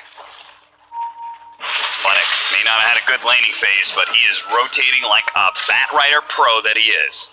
Yeah, this game's just been tough for Sumail. It feels like he's kind of almost on his own, where him and Saxa, it feels like, are the ones like all over the place setting up kills, but then you know, while HellRaisers have 4 heroes ready to fight and create space control, Sumail's probably looking around like, who's doing the same? Like, can we fight as 4 or fight as 5? It just feels like the 3 cores of OG have not played together at all, really, this game. And nor has, like, Mid-1 ever really been ready to fight. It seems like Thompson's just been in catch-up mode since he died a few times by himself bottom, so OG just not looking synced up like their usual selves this game. You know, Nature's Prophet, inherently, he doesn't bring the greatest team fight. Wrath of Nature has gotten buffed up, so it's better than it used to be, but the biggest contribution Furion brings to the team fights is just having a net worth lead on people, and he is fully kitted up for team fights now with a BKB and a mech. Those are some serious contributions. He's big. I think the other always important contribution is he's at every team fight. I think a lot of heroes can sometimes struggle to, you know, there's going to be a fight you maybe miss, or you're just slightly, like, you farm one too many camps. Nature's Prophet, he'll always be there. HellRaisers is able to have the Nature's Prophet farming, pushing bottom lane, farming the jungle, while 4 heroes group at the top lane. And now they're ready to play around Nyx on the Troll Warlord. He's online with the Aegis. That's the Battle Fury. He's grabbing a bunch of mangoes. He found the mango tree up here by the tier 2 tower. So a lot of great things going for HellRaisers. What does OG do during this timing, in your opinion? I think they split push. They kind of ratted up a bit. This Radiance doesn't allow you to just suddenly team fight. They definitely don't take full-on 5v5s and fight into the Aegis. As much as it's maybe a bit counterintuitive to not want to try 5v5 with a Blink Black Hole, I don't see a world where Mid-1 gets off a team fight winning Black Hole until he has BKB. Yeah, I mean, they're doing just what you're saying, right? They dodge away from the troll in the fight at top lane, and they're trying to bait out the picks in mid or bottom. You've got No-Tail playing behind Sumail, hoping that there's going to be that, like, Bat Rider, who's caught Sumail before. Instead, he'll turn around, catch the Bat Rider with the Fiend Script. Maybe they get a fast pick off there. They kind of rotate into mid, but there, it's the Furion with BKB, where you kind of need Fiend Script to initiate in order to kill him. Yeah, they're setting several traps like you're describing around the map, and it's just, yeah, they're hoping they probably think, okay, it's a matter of time before one of them succeeds, and if not, well, at least we're getting some farm. Sumail was, you know, farming and pushing out the way bottom. You've got Enigma who's farming top, Thompson's in the jungle. They're getting close to some of these next item timings. The Radiant's almost completed, and I think most importantly, the BKB of Enigma, about 1700 gold away. Now here does come that rotation. Saksa, though, he had a bit of an alert system, as that high ground vision meant the Wrath of Nature pinged him, and he immediately blinked away. He was like, oh shit, they've got vision here. Get me out. But HellRaisers' game plan is very simple. Just go from tower to tower. As a team, there's nothing OG can do. You're not afraid of the team fight. Just have Shaker positioned to fissure cancel any kind of a black hole, and take what kills you can get. It's Thompson. Thompson with that Radiance pickup too. Just immediately dies. And we say this about Wraith King, the same has got to be true for Monkey King. Just because you have Radiance, it's not like all of a sudden you can win fights. You gotta get that next item. You gotta get like that BKB or something before you can take a full 5-on-5. Yeah, it seems like he's gonna, at least for now, queue up a Manta style, winning some extra illusions to send around the map to farm with that Radiance, and I don't think OG is going to be ready for a team fight anytime soon. They're probably just going to keep on split pushing. They'll get picked off here and there. It's just about stalling this game out as much as possible. And then the BKB Black Hole, which, there's Lasso for, and that's really it. And even if he's already BKB Black Holing, sometimes it can be very tricky to get that Blink Lasso on him if he positions it right. Right. Roger. Boosting forward with his haste rune, actually manages to land the Fissure, and the TP in from the Furion was perfectly in place. Now this Black Hole is going to stall, but there's no damage behind it. The damage is coming, but it's going to be too late to be able to save Mid-1, but maybe it's not too late to get a kill at least. Kasani, he pops BKB, but he's found by the Bane. A Fiend Script stops him. That's going to be stopped in turn by the Fissure. Still having his BKB up, he's going to get a little distance away until a Sonic Wave meets both him and the Earthshaker, pushes him into the open hands of the Monkey King. That is a dominating streak and a godlike streak. That's a lot of gold they just fed away. Yeah. Godlike streak's only giving 650 gold. That still takes some getting used to. Yeah. You're down 10k and you end a godlike streak. That's the pass. That's like, okay, 1k gold right there. But At first look, I'm like, is this black hole really the right play to make? But absolutely. The whole OG team was converging on that lane, and now they've got some bottom lane problems, but Sumail's got the tools to get out of it. Still had the Yule Scepter if he needed it, but yeah, what looked like a very questionable black hole became very apparent as to why he was just biding time for his team to show up. So even though he was inevitably going to die once it ended, the rest of his teammates could clean up.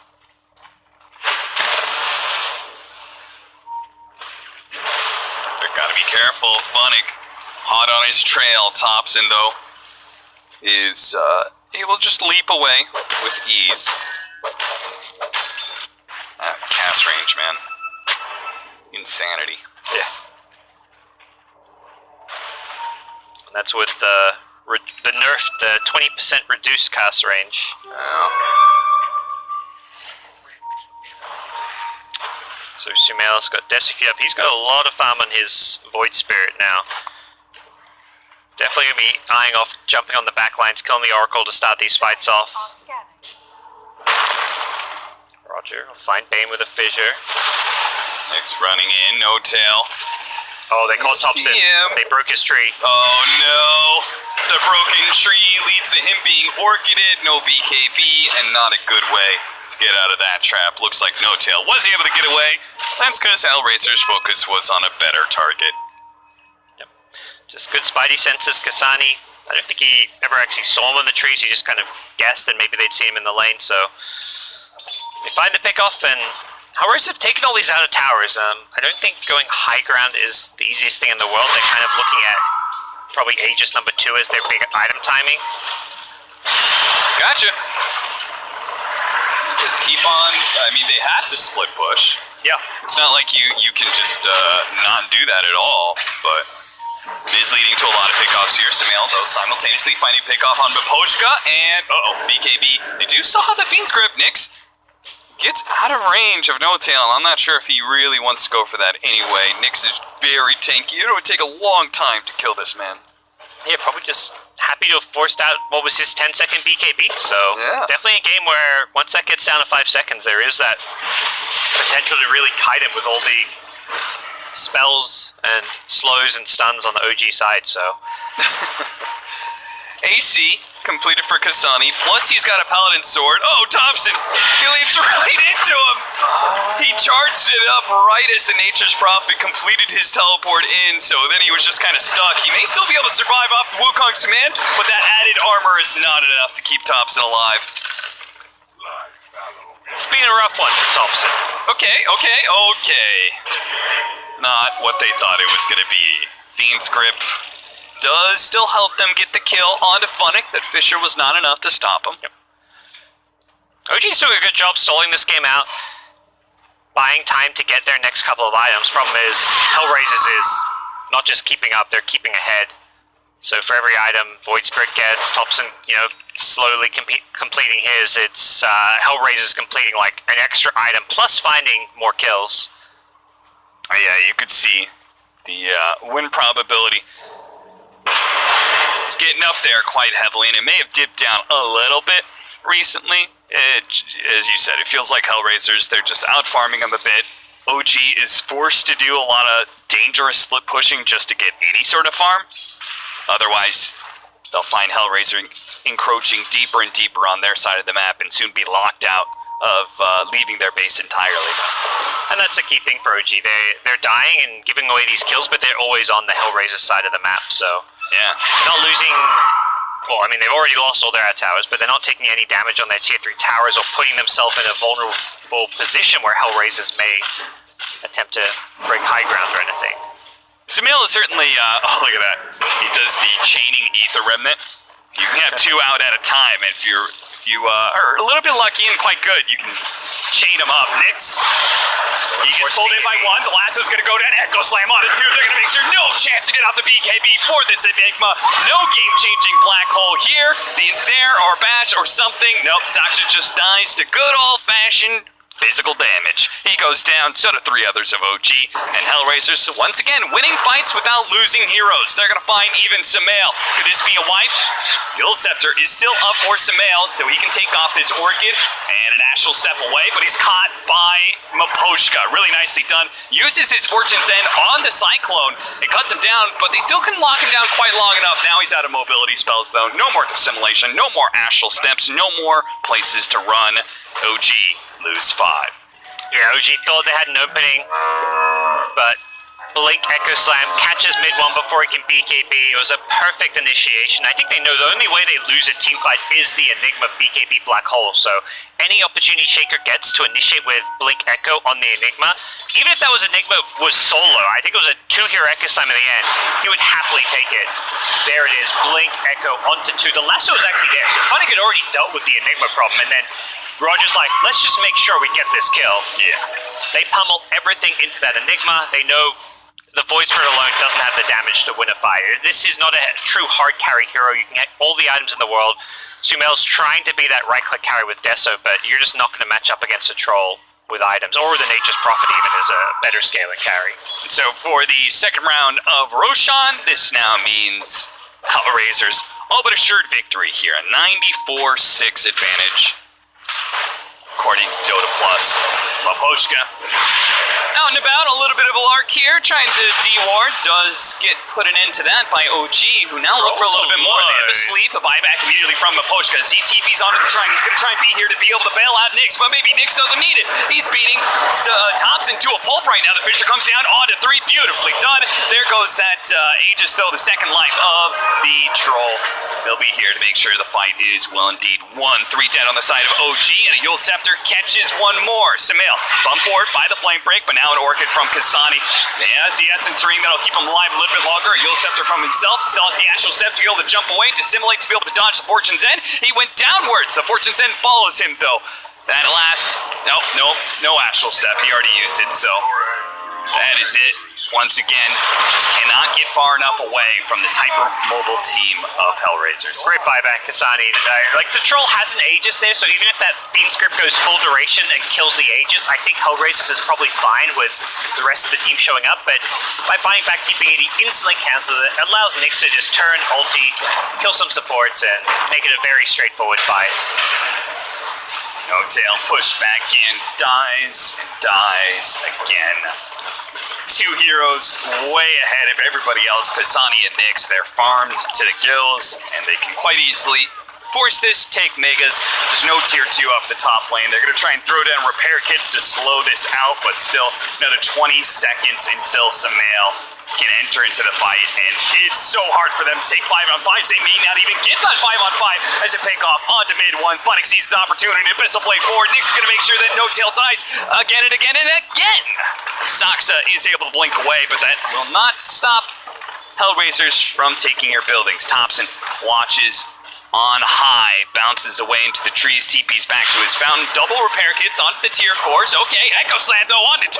Roger, he found his opening. Is there the follow-up though? Kasani, he teleported in, activates his Orchid. Yule Scepter going out, and they do have the Nyx ultimate going down somewhere farther below, but it's the 2 right next to the fountain that seemingly had not much for prayer. Kasani, he does so much damage, and with the help of the stuns from Roger, they're able to make sure Thompson does not stay alive. They take down the tier 4s, the thrones soon to follow.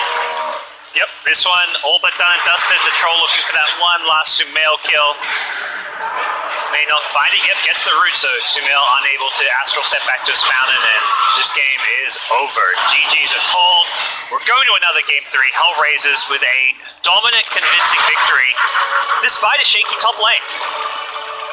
43-14. Damn. HellRaisers, they certainly came back with a vengeance in that game 2, and now we're going to go to a game 3 where I was definitely favoring OG to the start of this series, but maybe HellRaisers, maybe they can do it. Yeah, they seem to have a way better idea about how to approach this game. My takeaway is I think the positives for OG, Sumail's Voice Spirit was fantastic. I think the way Saxon him played the lane was great, his rotations were good, but as a team, OG, a lot of maybe greed with a Radiance, Monkey King, and Enigma. There was only so much Sumail could do to create space, and I think it was a very simple game plan for HellRaisers. You know? It says a lot, right? When they win that lane, but still lose the game overall. Yeah. For me, it feels like a draft win, right? I think so. I think draft was a big part of it, and then the fact that HellRaisers have such a simple game plan with Oracle staying behind a troll, they're running around as 4, creating space for this troll to come online with his Battle Fury, Aegis timing, and then game's just straightforward from there on out. Was it outplay or was it outdraft or was it a mix of both? For that, we're going to turn to the panel after the break.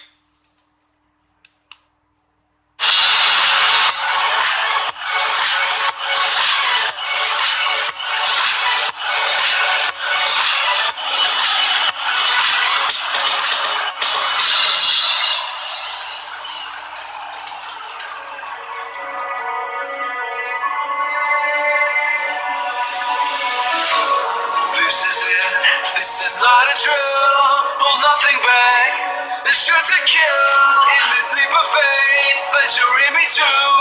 You stand alone, but I'll watch over you. The clock is ticking, the clock is ticking. A single second could mean everything. Time is running out.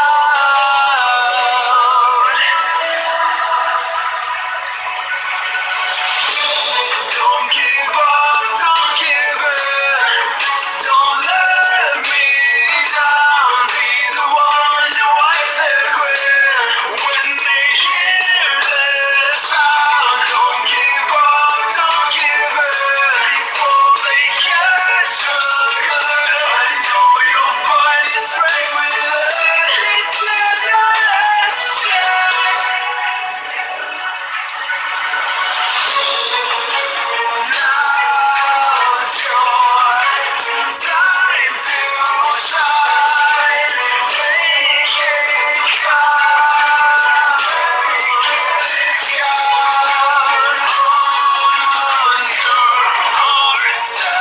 sacrifice.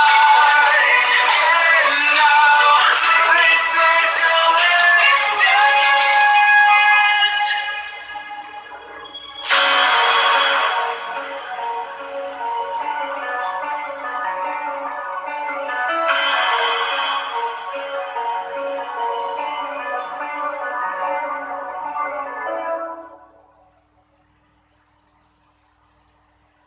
Let's take our time right now, it's just a vibe with you. I feel alive, now I'm feeling like up to the front, will it stand the test of time right now? I need a sign. Tell me if it's over, come a little closer. We should take our time to think this damn thing over. Should we grow closer? Should this be over? Hard for your mind, probably we should start over.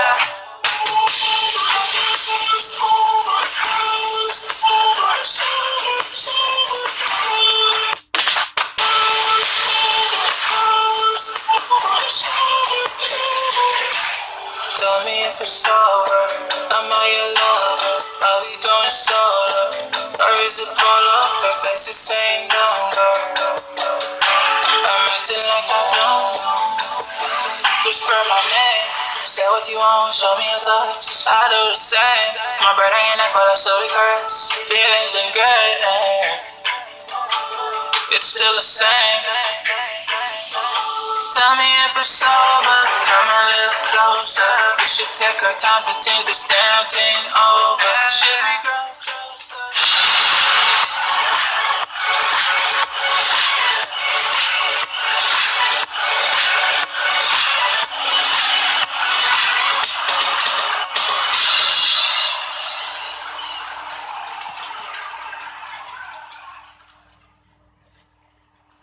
Welcome back to ESL Birmingham. It's time to break down game. Easy.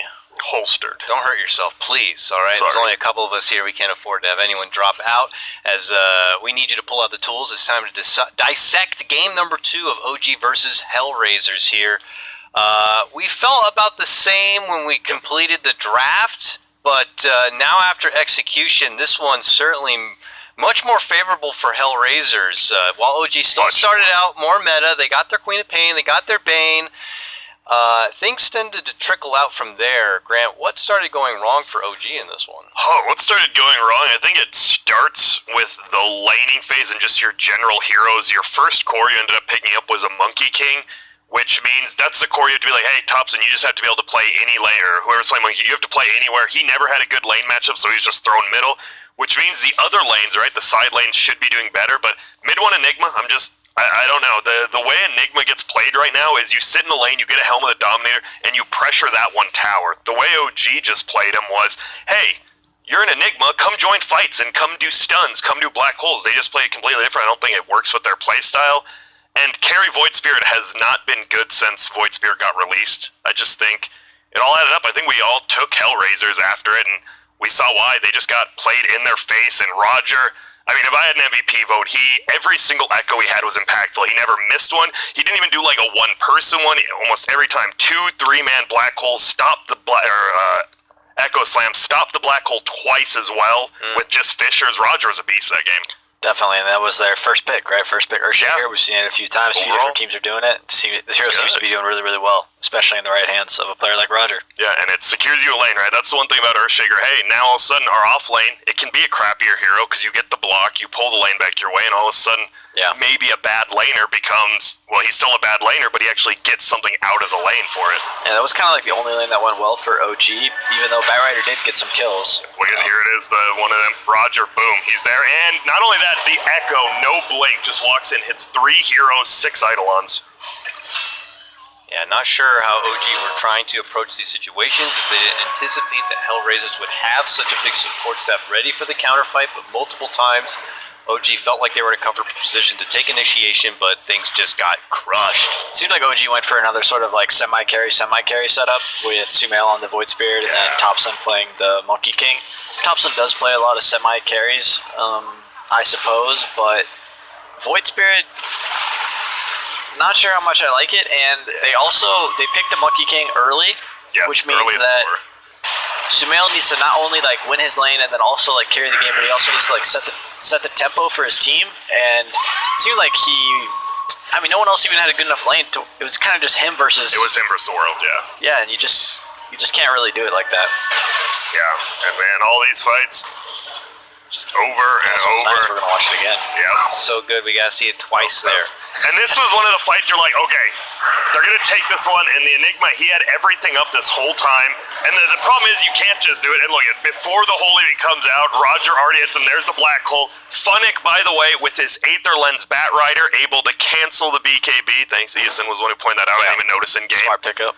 Yeah, they just got outplayed. It's funny, remember, Dakota, you're the one who called the Batrider pick, and it's Funnick, right? It's the team with Funnick. If it's a good Batrider game, then Funnick is going to absolutely dominate. So I just feel a lot of really good individual performances on HellRaisers, and maybe just an overall not too good of a game plan on OG definitely added it all together. Yeah, HellRaisers really dropped themselves in a nice spot, and they knew how to be patient with the tools they gave themselves to bail out their teammates when the fight did come, and they were even close to each other if the fight did come.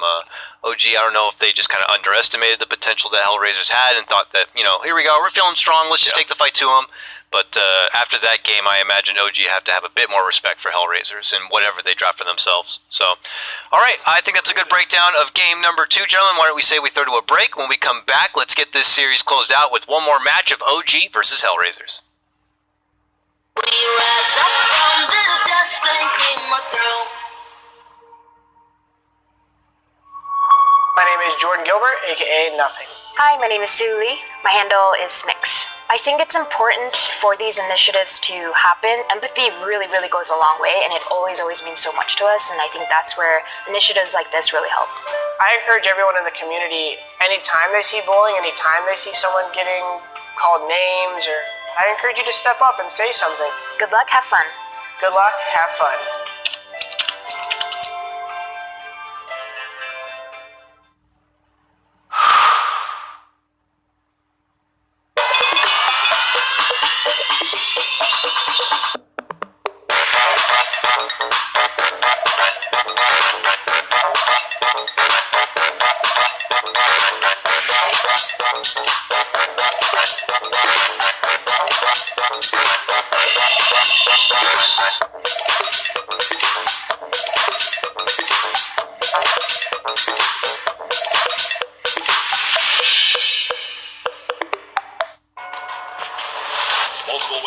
have reported mysterious shadow sightings all around the city.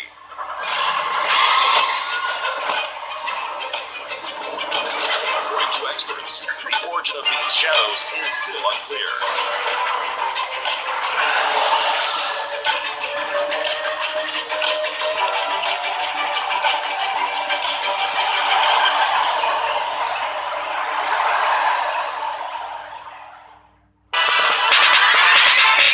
I'm the one at the head of the podium. Kids' choice here, I don't need no Nickelodeon. Getting green, got muscles, no hulking. At the top, on the low, Tony Culkin. Everybody loves an underdog. Who needs to be liked? Mountain Dew Amp Game Fuel. Victory in a can. No, you don't have to play. You're strong enough with your battle cry.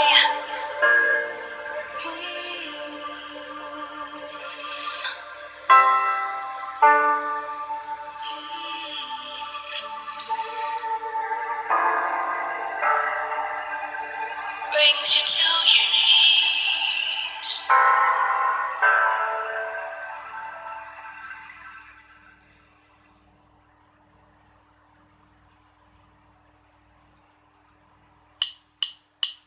I can't pretend to like you. I hope you feel the same. I take a chance and not lose. I can't pretend to like you. It's just I never thought you were sitting next to me. I don't understand. It's just I never seen you smile. You wanna make out, give me a second. It's just you never talk, I never listen. When do we fall in love? Make up your mind, honey, 'cause I can't pretend to like you. I hope you feel the same. I take a chance and not lose. I can't pretend to like you. I can't pretend to like you. I hope you feel the same. I take a chance and not lose. I can't pretend to like you.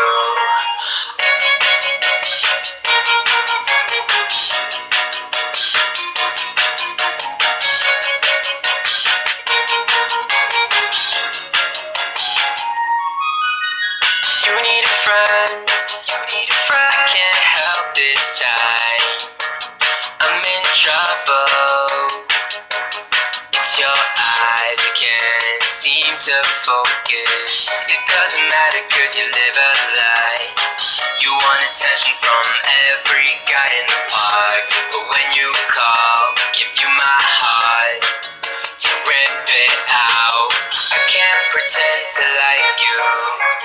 I hope you feel the same. I take a chance and not lose. I can't pretend to like you. I can't pretend to like you. I hope you feel the same. I take a chance and not lose. I can't pretend to like you. I can't pretend to like you. I hope you feel the same. I take a chance and not take a chance. ESL 1 is brought to you in part by Intel, Mercedes-Benz, GG Bet, Mountain Dew Amp Game Fuel, and DHL. It's ESL Birmingham 2020, and we're back for game number 3 of OG versus HellRaisers, and there's HellRaisers right there and now. They take a confident game number 2. Roger with the dunks, Funnick with the bat rider, and now here we are in game 3 contention. I'm back at the panel with Grant and PPD. This match is going on, but there is, of course, other EU CIS matches happening at the same time. Currently, Secret are going toe-to-toe against Viking GG. Ooh, how's that going? Do you know? I believe in game 2 at the moment, Secret are currently up. I think Zai may have just clutched a Ravage, like a super sick Ravage I saw on the Twitter sphere. So, Secret on the verge of doing on the comeback, you know, after being dead, like on their 2-game losing streak, you know, maybe they'll turn it around after all that. Yeah, Unique beat them, so, you know, and then Nigma beat Unique, so Nigma now the best team in the world. Yep. And OG looking almost washed here with that game 2 loss. VPP hasn't lost yet. That's true. They are the hot, so they haven't been tested. They have to still face Secret again. Yes. They've lost to Secret before. Okay, so they got to bring it back. In this one, for me, it feels you gotta. Which hero do you think is stronger, actually, as in a first round? A Nature's Prophet or a Bane? Which would you rather have if you don't see anything? Bane. Because right, Nature's Prophet, you can switch. We haven't seen it like 5 at all this tournament. It's been mostly core, actually. Saw 1-5. I don't know. It just feels like those 2 heroes are very big in this one. And the Nature's Prophet, we talk. You farm quick, but you're also active. And that's the good thing about the hero. Nature's Prophet was all over the map last game and still the highest net worth.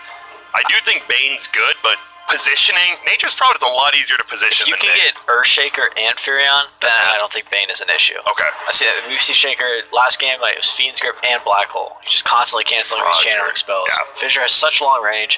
You can even get a talent that increases the range. Yep, 400. Or nerf 20%, yeah. Yeah, 400. Minus that, yeah. A little less range. I don't do the math on 20%. It's just like 80, right? Yeah. Well, we don't hire you to do the math. Oh, thank ESL goodness. doesn't hire you to do the math, I guess. Yeah. Well, same bands though, pretty much.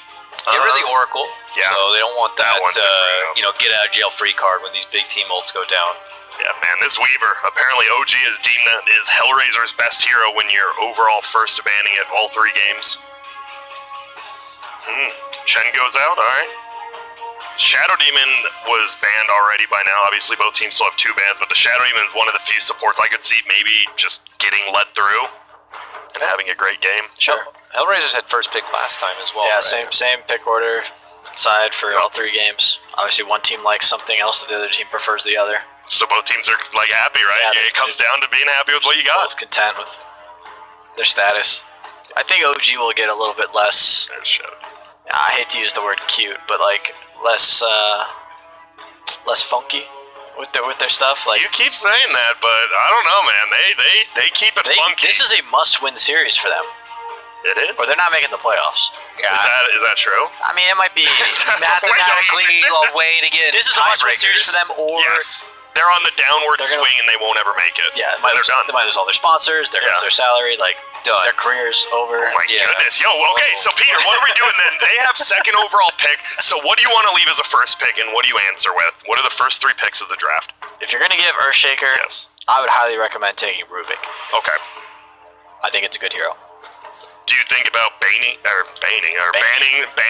Nature's Prophet if you are giving up the Earthshaker then? Because you still get the Rubik, but you're probably giving him that combo still. You can take Rubik and Furion. Okay. And then you can flex the Furion as a core. Yeah. Or I like that. Notel can play it as a 5. And then Notel's not in a position where he was before, where he played Furion and Ench as a 5, where Saxo was playing like a Phoenix. They have a stun with Rubik. Yeah. All right, let's see. Again, that very well could happen depending on this OG ban. They ban the Ember. Let's see. All right, Earthshaker, hit us with it. Yeah. Will they be better prepared for it this time? Last game they went Queen of Pain, Bane, which are both available at the moment, so they could do a similar opener if they feel like that wasn't the problem. The Quad 4 definitely had some issues last game, and I think we talked about how in Game 1 it was getting the runes and doing all that. Game 2 it would blink, and then guess who was there? Roger would just stun, so you're on a 15-second blink cooldown with Roger owning you. Quad 4 is a little less scary if you're not playing it as a core. Like if you're just picking Quap and saying, okay, this is our 4 position. A 4. Like 4 Quap is not scary. The threat and being able to swap it around to multiple roles and multiple lanes, that is what makes it a strong opener. Yeah.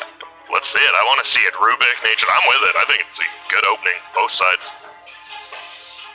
It's OG though. We'll have to see how they're feeling about it. If they're feeling more on the stubborn side of things, or if they're just looking to kind of clean the slate and start fresh. But so far, 2. Well, 2 for 2. No, yeah, 2 for 2. I'll take the Shaker as well. Dude, and I think, Rubik, because I remember that was I remember Sox's best Rubik performances were when he was playing with you was at the DOTA pit event, and that was when it was like the Aether Lens build. People were going on Rubik. Aether Lens Atos. I don't know. I enjoyed Soxa playing that. Atos on Rubik?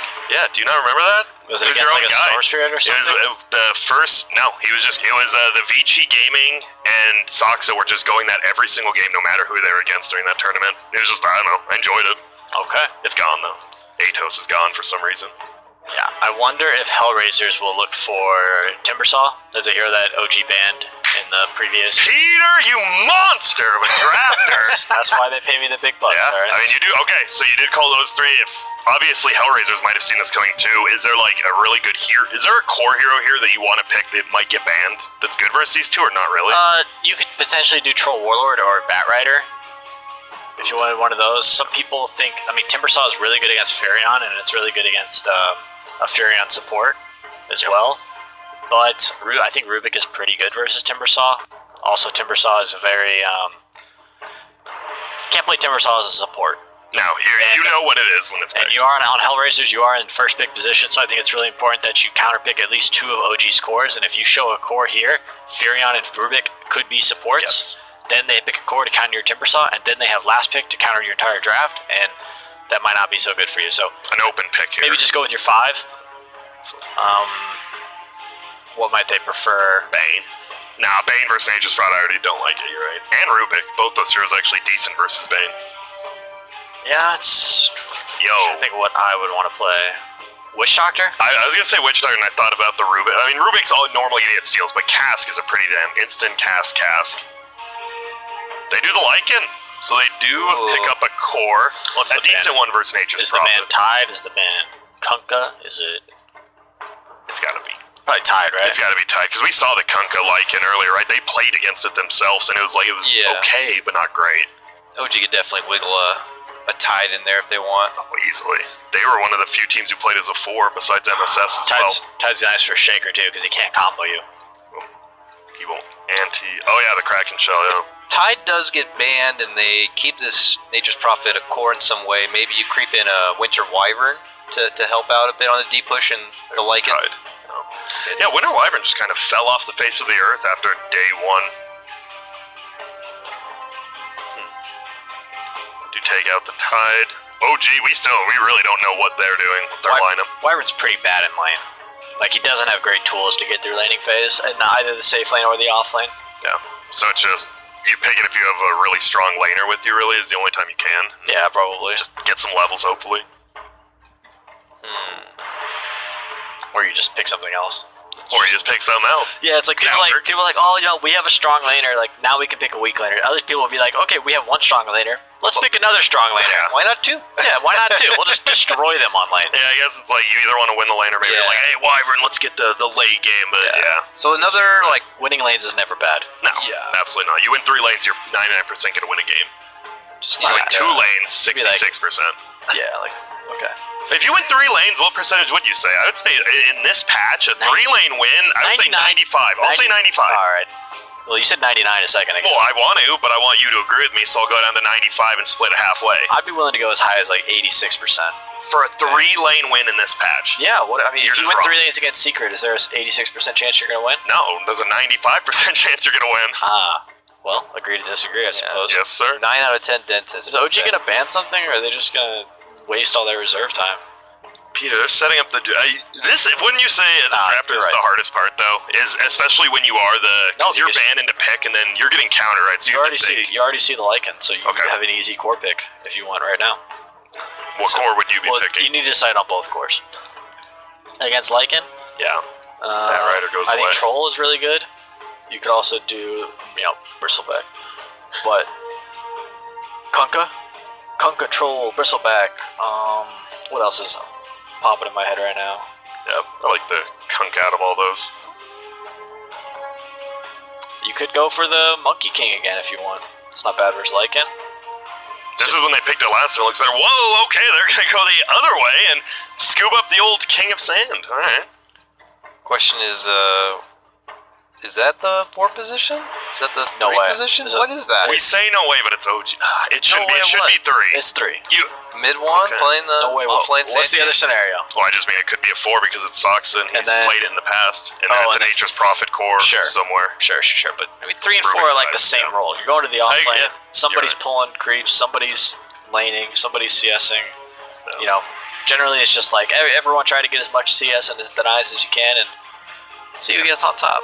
It is weird, like about a year ago when that happened, they go with the Witch Doctor. Yeah, they could have Excellent. picked it a second ago. I don't feel like OG would have been really scared of Lycan, so they could have waited a little bit longer. However, I don't think Sand King is like a counter to Lycan, so it seems like they're fine. But OG's Lycan counter could be coming now, and they wanted to kind of hide it a little bit, wait for that final support pick.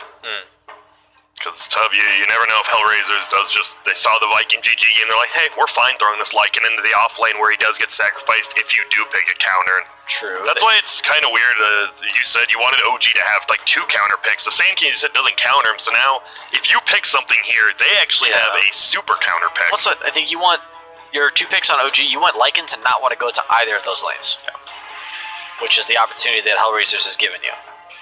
But they banned Tide, and then OG banned Batrider. They could have taken Bat for themselves on OG's side. And Lycan would have been like, no, I'm not laying against Batrider. We ain't going there. Actually, no. I think Batrider is good versus Lycan in lane, but after level 6, it's a terrible matchup for Bat. Hey, here's a hero you've been bringing up a little bit, Naga Siren. Yeah, he's a good answer to like some of the summon heroes like Furion and Beastmaster. He's okay versus Lycan. You can sleep and kind of get out. Yeah, if Lycan comes at you at an angle you're not expecting, sleep and exit, or sleep and kind of reset. And there's the Timber. Timbersaw. They do not take much time to pick that one up. Oh. Yeah, this hero just kind of has a free lane against Furion 5. So, super simple to make work here, and it can pretty much buy whatever items at once, and it can help deal with the Naga Siren illusions. It makes it tricky for OG as well now too, because who's going to get the Spirit Vessel? You'd say Sand King, but that's going to prolong his blink, and then who's jumping in these fights? Who's starting fights? Furion 5 can actually do it, and you might have to. Yeah. It's like you think, Furion 5 actually gets a decent amount of farm. That's true. The hero just kind of farms naturally. It's what it does. Is Naga not that? Like, say you get items versus Timber, obviously once you get the Diffusal, you drain the mana, you don't do as much damage, but the fact you have Riptide, aren't you like a little better than Illusion Heroes versus Timbersaw? Like other ones, like if you drain the mana, you're still doing damage, right? Sure, but if you're trying to sit there and trade against Timbersaw in hopes that you get a Riptide proc, you might just not get a Riptide proc and then feel kind of bad. I myself do not like Naga as a 17 pick or the 4th pick on 2nd pick, because you're usually playing against 2 heroes that can help you that can deal with the illusions. So I don't think Naga scales that well. I think that when you pick Naga in this position, it's really important that you have synergy with your sleep, which they kind of have with Sand King a little bit, and maybe they'll get more on their final pick. Yeah. But I think it's important because of the I think Naga Siren's team fight has to matter when her illusions don't. If that makes sense. Yeah. And as you said, when you pick it like this, you already have the Timbersaw that clears it. Now you're gonna have one other hero, even though you have the last overall pick. They banned Shadow Fiend. There's still Dragon Knight, which I think is okay versus Naga. Not terrible. They could do Death Prophet. They banned the monkey. I was like, it must be DK. They banned that. No, Leshrac, the malicious. Leshrac's really good versus Naga. However, there is a decent amount of burst on the side of OG, and HellRaisers doesn't have any save. So Leshrac is going to be very much on his own when he's entering team fights. He'll have a little bit of backup with the Witch Doctor heal and the Earthshaker Fissure to help counter-initiate any kind of lift or stun from Sand King. There it is again. They really like this Void Spirit. If you're gonna overall last pick it twice, it is Thompson playing that. And now they have a Spirit Vessel hero. Yeah, and a much easier one. Wow, pretty convincing pick for OG. I like HellRaisers again. I think Leshrac's a little rough against Rubik though. I think the mid lane is going to be really, really important. Like who gets rune control of that first 4-minute rune, and how good of a game does Leshrac have? Can he get that early use to start moving around the map and setting up kills? I highly favor OG this time. I think they have a lot more teamfight control. They don't have a useless hero. When you want to roam as 5, if you have one useless hero, then why are you roaming as 5? I think this game, the Naga doesn't even have to show up to fights, and you already, like, those 4 heroes minus the Naga, I think can take a team fight against HellRaisers besides maybe, like, a farmed Lycan. Yeah. I just think they're just gonna roam around the map and be very active like they have, but they actually have heroes who can be active, and I think OG will take this one, I'll say decisively. So you said you're split on this, you two. HellRaisers for PPD and Grant on OG. Convincingly for me. Convincingly. Like a Damn. little. Okay, fair enough. Hype stuff. I'm excited to see how things will pan out. I'm curious to also hear what our casters have on this one. Why don't we just send it their way now? We have Capitalist and Gods to bring you coverage for Game 3.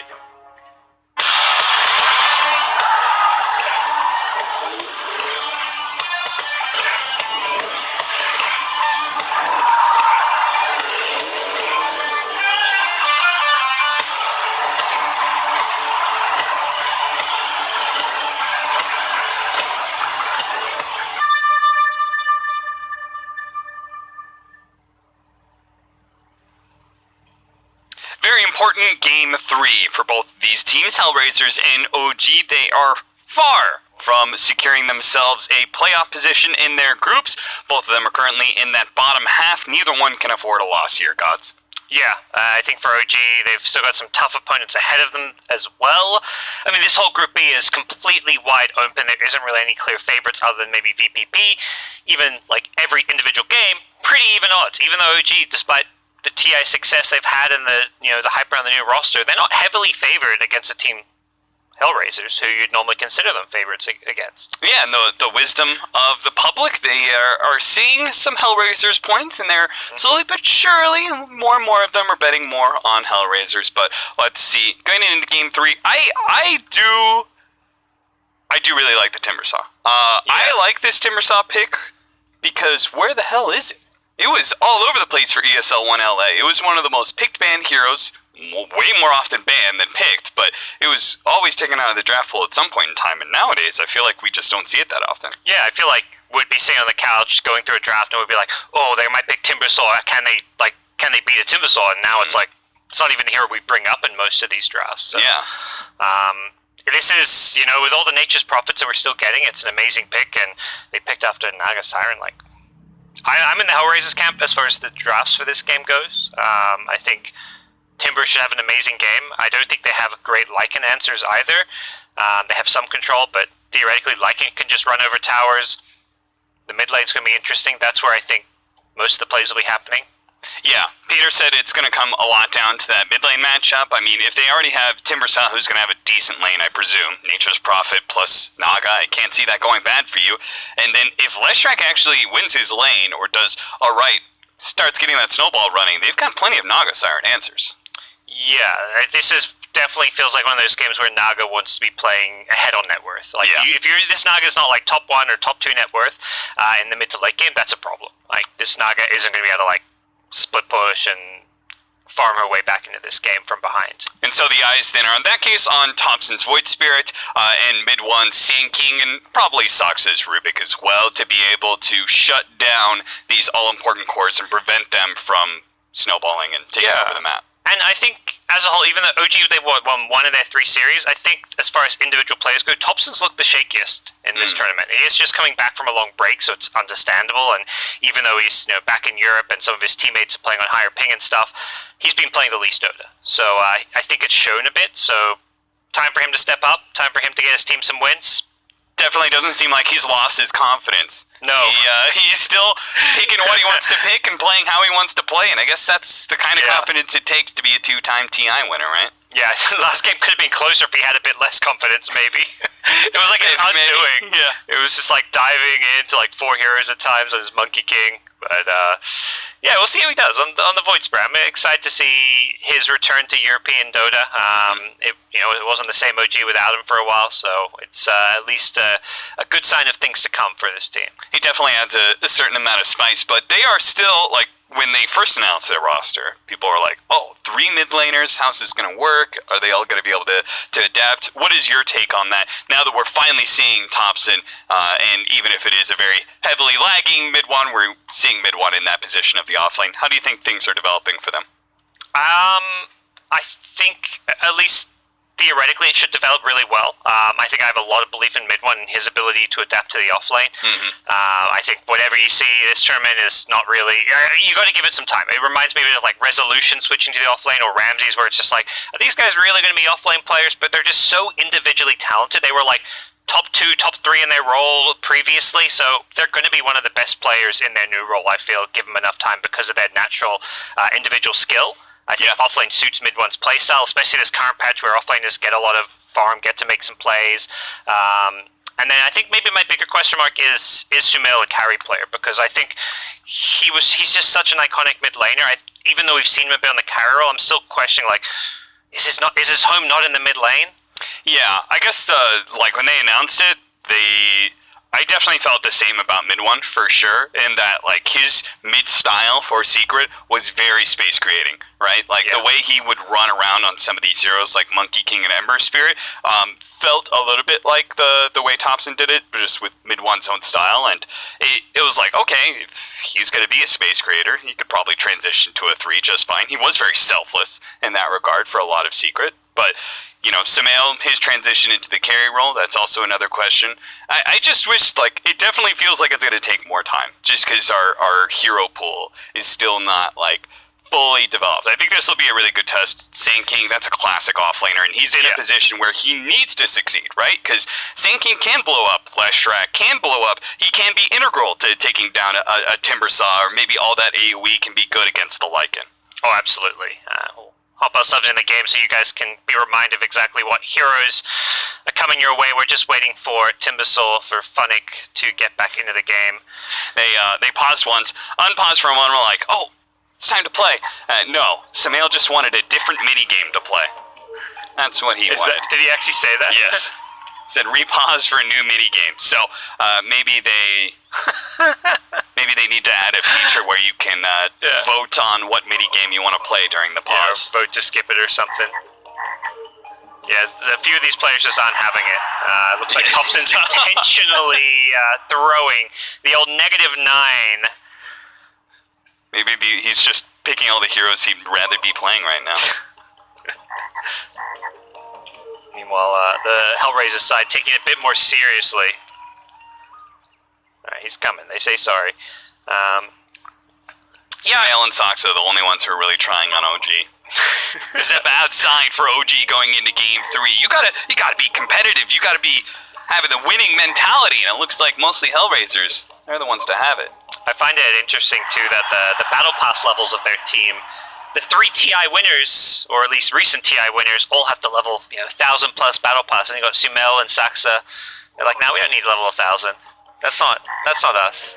They're not fully a part of OG yet. Maybe that says that mid one has fully adopted the OG mentality, whereas Sumail and Saxa are still kind of lagging behind.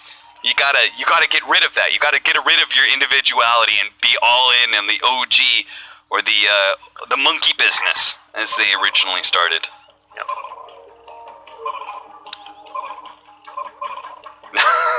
All right. Apparently, Roger, he says, "Not to worry, Thompson. I'll go negative with you." Try to catch up. Oh no! It's now over. Aposhka's intentionally tanking his score. It's over though, right? Someone got 11 points. That's true. It's first to 10. How do you get 11? 10. Oh, it just keeps going. Maybe Maposhka was, being a true hard 5. He was setting up his carry for success. You win this one, my friend. Yeah. What do you think of the minigames? You've been playing them? No. When you play yeah. I'm not that interested. No. I'm just antsy to... I do not deal well with pauses. Like, I need to really keep a constant track of the game. And once I get taken out of that by a pause, I really lose track of, what's happening, where heroes are, and... Cheater! Uh-oh. Accusations of cheating. Yeah. Could the minigame be rigged? -73? He accidentally clicked a correct one, I believe. He's doing it sideways? I don't know. Okay. He turned his monitor on its side. I don't know what's going on. Are you in pub games? How long is an appropriate length of time to pause before unpauses? It depends on how bad the MMR spread is in my game. Okay. If it's a good game, You'll if wait I'm the longer. lowest rank, I'm down to wait for as long as it takes, man. Yeah. If I've got some Divines on my team, I'm like, go next. The 3 a.m. games where it's like Divine 5, Divine 4 sneaking in. You're like, that mentality just, it sneaks down from the top. I'm sure the top 100s would be like, if it's not a top 100 game, I'm out. yeah, they're like on the next one. They're like, I've got casters in my game. We gotta pause this one. Cap is saying he'll only play Sniper, Weaver, and Techies. He's griefing. Yeah. Well, congratulations to Maposhka, the first to show us the triple digit number. The dot. Just dot. Okay. That's what happens. Innovators, that's what HellRaisers are. A fresh mini game, I believe? Nope. Time for another one? Same one. Oh. Well, that's disappointing. Yeah, it is. I like that. I would have preferred the musical chairs. Yeah, 'cause that's my favorite. Yeah. That's a good one. And it's like whoever wants to play can play. I mean, Grant may be some sort of like idiot savant and have a expert knowledge of this game, but for me, it doesn't do it. Just finding the right hero isn't for me. Watching pro players have quick reactions, though, I'd like that. Yeah, it looks like they've given up now. They get the 2 on there. Like, all right, we're done. 2 more minutes or no? TPD.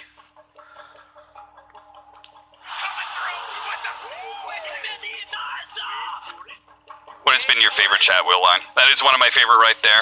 Both of them coming through with the woo and then the Nisa. Because I feel like I just hearing that all the time when we go to China lands and stuff. The coming through the woo is really good. I think that's my favorite. I'm still your favorite isn't yours? No, I don't like. Does anyone like hearing their own voice? I think at first my first reaction was like, oh, cool, I gotta line the voice in the battle pass. And the first few times I heard, I'm like, I don't like this, guys. Take it out, Val, please. Every single time you get a little triggered, you're just like, yep. So, no, I don't know.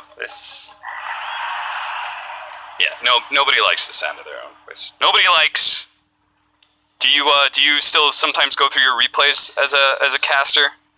Oh yeah, I ended every broadcast. I'll spend a couple hours going through, listening. No. Did you actually? You responded like a big serious. I was like, is this leading somewhere? Like, I thought you were gonna say like, because Yori was saying that he did it for BTS because he had to cut up the replay, so naturally he had to listen to the restream. He would just put up the restream, so I was like, maybe just coincidentally. God, you have casted 1 billion in some games. I'm not imagining you going back through your replays too much.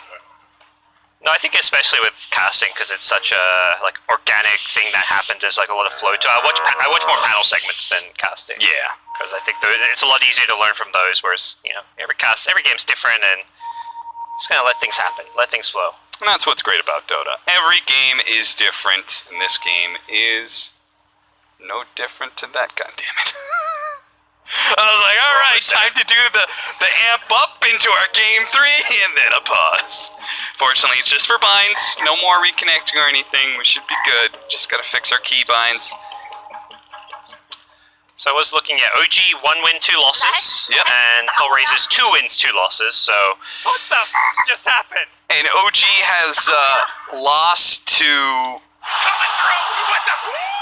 They lost to both CIS teams, Fly to Moon and BP Prodigy. Yeah. The 2 teams we saw earlier today. Meanwhile, HellRaisers, they have lost to Alliance and Virtus Pro Prodigy, so those are 2 tough opponents, and their wins were against Fly to Moon and Cyber Legacy as well, so.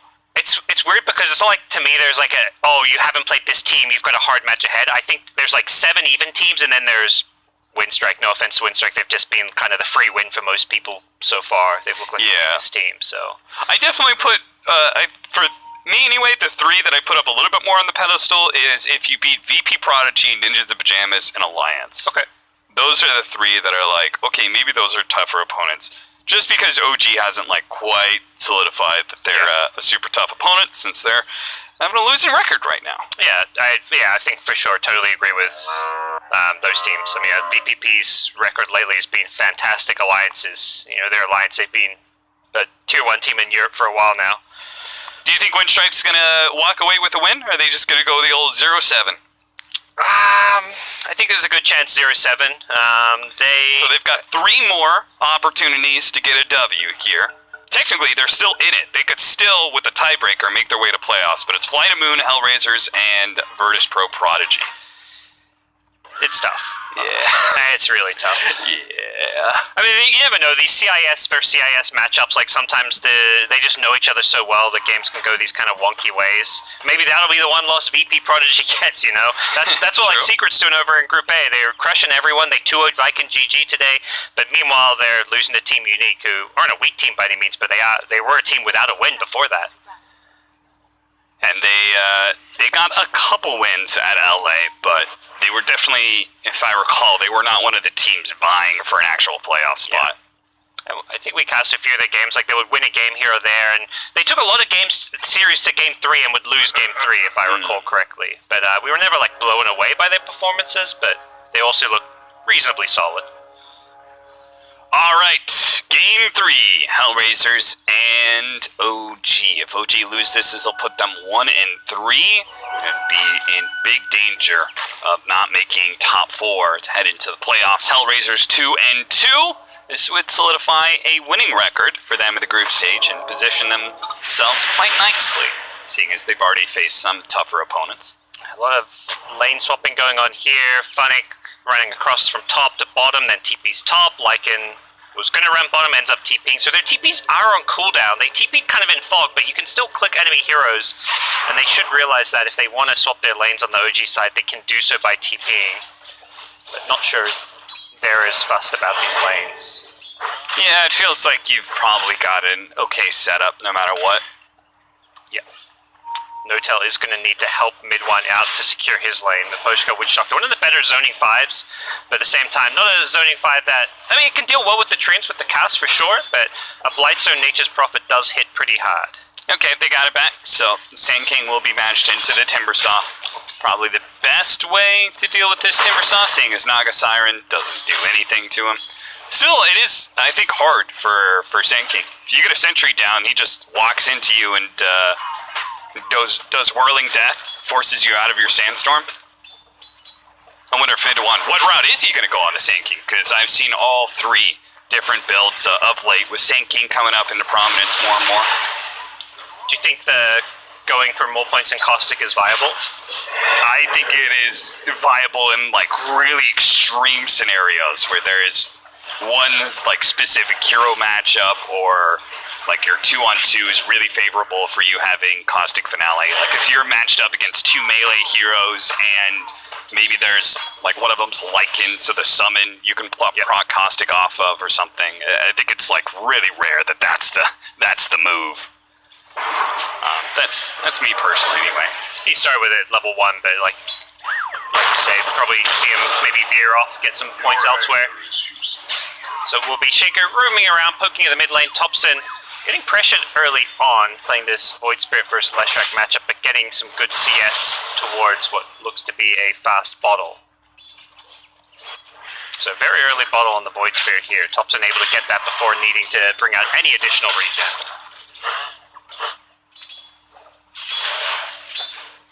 12-2, so our last track already off to a good start. We're going to pay close attention to this mid lane because it does feel like this is where make or break is going to happen for OG.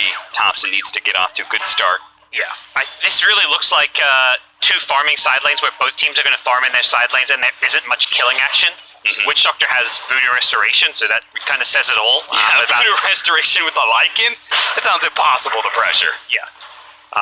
They're just going to shrug off any damage. So it's really like the Shaker rotations around mid lane that could potentially set up kills, but even there it's less about kills, it's going to be more about rune control, the regen battle, so if you can use that fissure to like cancel regen or something can be really nice. He's just baiting out spells in the mid lane, forces a Dissimulate so that he doesn't get fissure blocked in, and these kind of small plays to just force out HP and mana regen is kind of how you win this mid lane at this point. Yeah, when it comes to the rotations, like if it becomes a roaming game, then surely that's got to be more value for HellRaisers, right? I I feel like Earthshaker's a better rotating hero than Rubik. Yeah, I think Shaker's more content being just like level 1, level 2 at 6-7 minutes in the game. He doesn't really care about his level 6 timing anywhere near as much. He knows that eventually one of his cores, probably the Lycan, is going to go jungle and he's going to get a solo lane to farm his Blink Dagger. While Rubik generally is picked for the laning stage with Fate Bolt. 4-minute runes, it goes top. Everybody was camping bottom. Oh, and Thompson, he's going to be happy about that. Yeah, he's in the best position to run that down, refill his bottle. Roger tries to run for it, does block him in. The Dissimilate puts Thompson ahead though and bottles it up. Yeah, that was close. We'll see if those 5-minute bounty runes. It's always exciting because the bounties come just a minute after the first power rune. So there's that like, okay, first rune who's going to get it, and if you don't get it, then it's like, okay, they need a bounty rune now. Are they going to get a bounty rune? Because it feels like Saxa is already positioning aggressively to contest those top bounty runes. Funnick finally brought himself a sentry and he has soul rings, so he is going to try and pressure mid one out of those sandstorms from now on. Saxa tried to snipe the courier top even though it was flying. You can maybe still do so with some right clicks. He won't get the chance to do so. Here we go, bounty runes coming up, and it seems like Saxa is going to be able to secure both top bounty runes. Oh, that's quite nice. Yeah, he saw Kasani not even moving off the lane, so he was able to go grab the top river one first even. Oh no! No-Tail did not micro his Treant that was right next to the bounty rune. He could have denied one of them away from Roger. So it would have been a 2 for 1. So 2 for 2 in the end. Leshrac isn't struggling without the rune refills. His full health, plenty of mana. Yeah, mid one has gone back for the max sandstorm, but struggling with the harass. Oh, big kill! Rotation into mid lane does catch Kasani for the first blood. At 5.5 minutes in, we finally see it with 2 supports catching out that mid laner. HellRaisers responding kind. The first blood was almost caught onto mid one earlier. Funnick finally does secure the kill though. Funny part is he doesn't have a, oh no, he does have a sentry there. Never mind. He brought plenty of them to lane.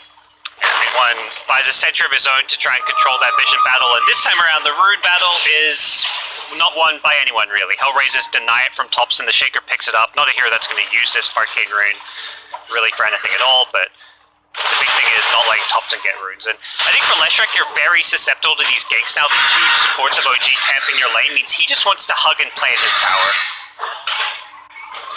Midone cannot afford to die. He just TP'd in the lane. A death here would be catastrophic. He pops, it does. There goes the epicenter. Funnick a little bit scared that this is going to be too much burst damage, and it's close, but he pops the Fairy Fire, and now he's in the advantage if he had any mana to work with, but he doesn't. So, Saxa coming in from behind. Funnick still letting some of his regen go to work. He's going to try and stop mid one.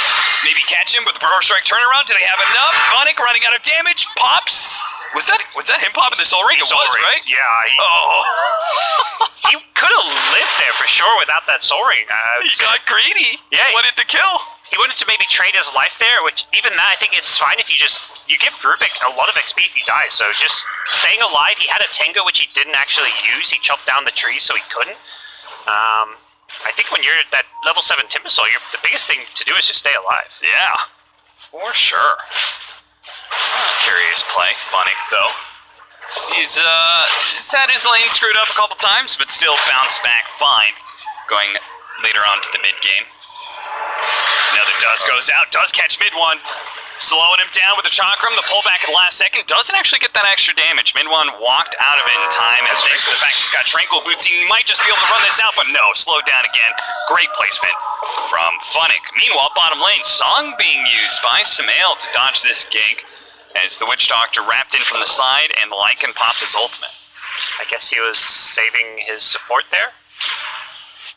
Yeah, good. Sure. I think Mix was probably using Shapeship to try and kill No-Tail, or I'm not. Yeah, maybe he was actually trying to kill Sumail. But yeah, Sumail full health. Didn't even.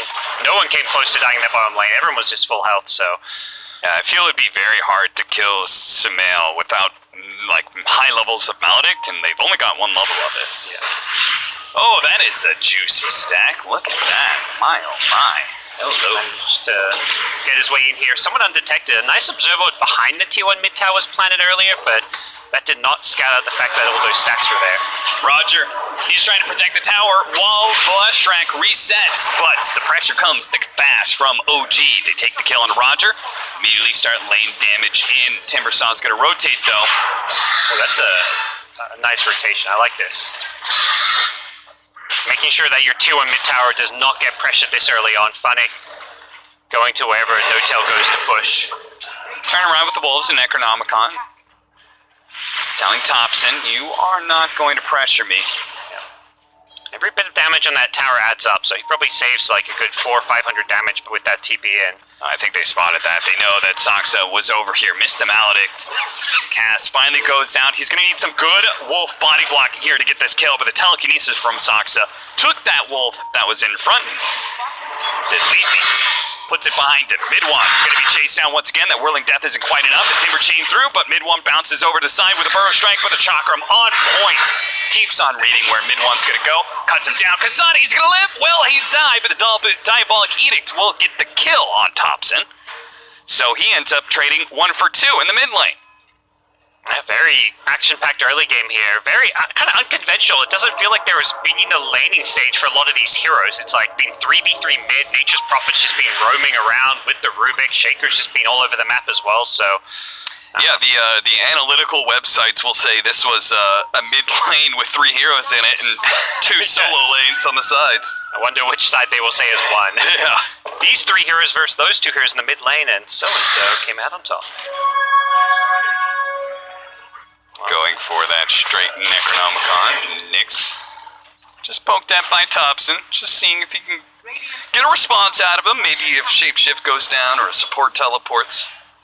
Very even game in terms of overall net worth and gold. 5 of the 6 cores have almost identical net worth around that 4K mark. Mid one's slightly behind, but even, he's a Sand King. He can still have impact with the levels. I like this, where Funnick kind of sets the Leshrac up to be able to take that tower's top, and there's a shapeshifted Lycan chasing him. Oh, he needs to be able to, okay, the save from the song. Shapeshift is going to wear off. Can they blow him up? They don't have Ether Ramp, but they can set it up with a Dissimulate. Nice, with the telekinesis, they get the kill. The Paralyzing Cats bounces back. Thompson's a little bit low. He tries to get it with Maposhka, but not able to. Thompson lives. They get 2 kills off of that song, and maybe a third as Roger's going to be chased down to Sprout. Trian's trying to get in front of him. Roger making his way around. He's going to be fine. Maybe the Courier of Timbersaw won't be. It's boosted up, hasted, as it makes its way to give the Hood of Defiance over to Timbersaw. I love the way that OG immediately bounced away from that bottom lane. As soon as Timbersaw showed up, they made a gank play mid. The heroes that were bottom start rotating through the jungle. Yep. Yeah, Funnick's not really been able to see any hero except the Sand King. Oh, what? Was that a farming echo? I don't know. I heard it. Did he think that was the real Naga Siren? I doubt it, but at the same time, it wasn't even that much farm. Okay. And he's not even that close to his Blink Dagger either. Well, maybe that's... well... Funnick's got his hood now. You can't really touch Funnick's Timbersaw, so I think OG's done a really good job of just playing keep away. Yep. Even though he's got 3 kills, all of those are just on Sand King mid one when he's managed to outplay him. He's never gone to see any of these supports or the Naga in his lane. So I think Funnick's impact on this game has been somewhat negated by just OG avoiding him, as is generally the game plan. Like, you don't want to go to Timbersaw's lane and try gank him. It's not worth your time. At the same time, HellRaisers, they've done an okay job of keeping their towers alive and not trading it away while simultaneously taking top tower. Bigger question is if they can get mid and be a big one. Mid one does have the Maledict on him, blocked out by the Sprout. Funnick on the hunt here, but the Chakram, it's going to be a bit too late to be able to get the kill on the Sand King. They may go for No-Tail instead. His Nature's Prophet getting caught by the Yules. Definitely catching him, but a 5-position kill, while OG, they got a little bit more chip damage on that mid tower.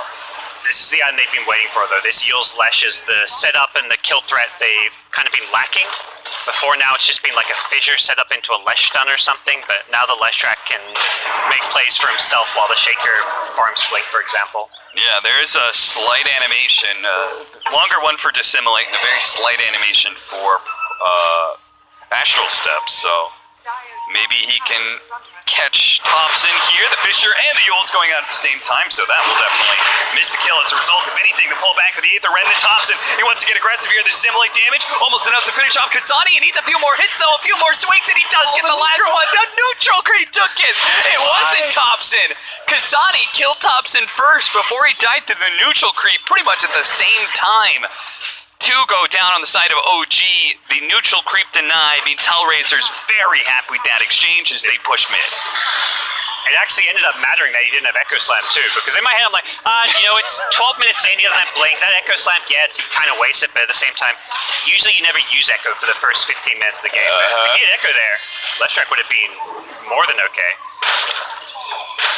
But yeah, still HellRaisers immediately turn it into a tier 1 tower.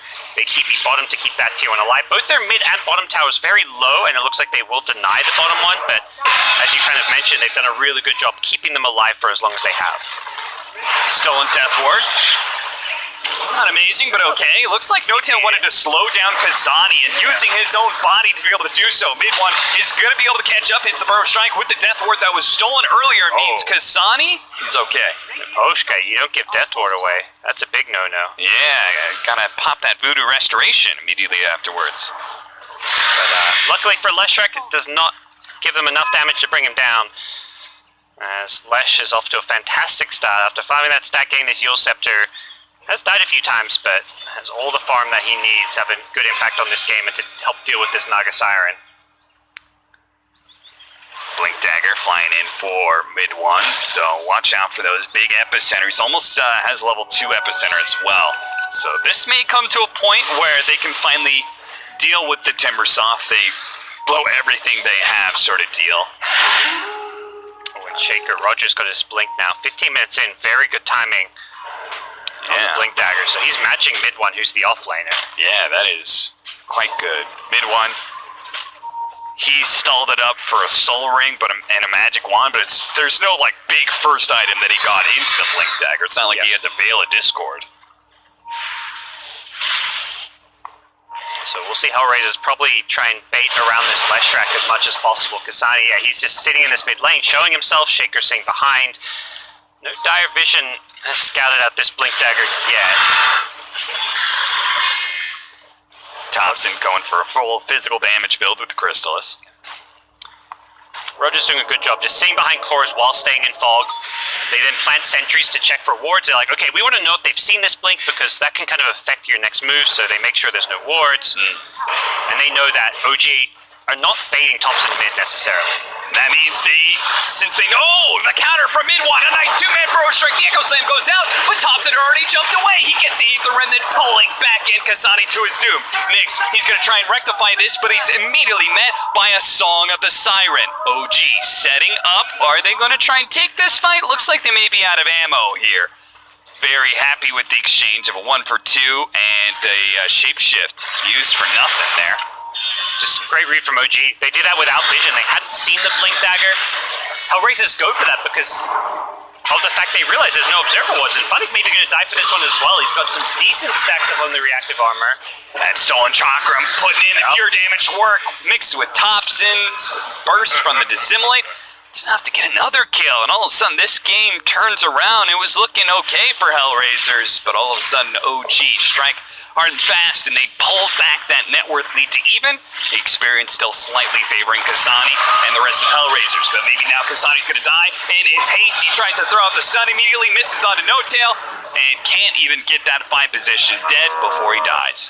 No-Tail's just been this, he's kind of playing this 5 position Nature's Prophet as an initiator, just keeping somewhere to sprout and buy time for other people to show up. And it's working out kind of fantastically. Anytime they have a numbers advantage, he's just going as aggressive as possible. And OG are just running around the map, running at them. After getting that Sand King Blink counter initiation mid, they're feeling really confident about where things stand. Call that the face gank, you know? You don't initiate with a stun, you just initiate it with your body. I'm like here, that. hit me. Just TP in and start like body blocking them as much as possible. Yeah. Not seen much of Sumel because he's just been hitting creeps. He's got a butterfly almost completed. as his first major item. Yasha Butterfly is a very greedy build, and one that's going to make him pretty hard to kill against the Lycan and his summons and all the right-click damage, so... But isn't it really easy for Timbersaw? Yeah, I mean, it doesn't protect you against Timbersaw and Leshrac. I guess it doesn't...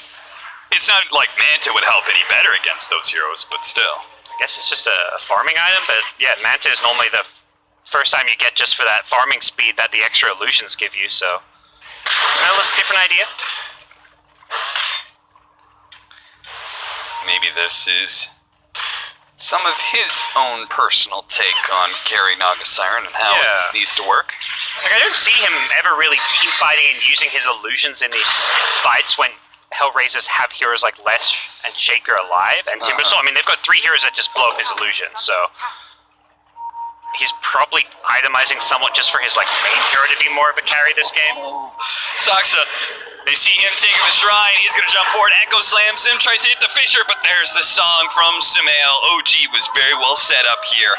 The Furion half broke the smoke, and everybody will get out. They were perfectly in sync with those TPs. That was impressive.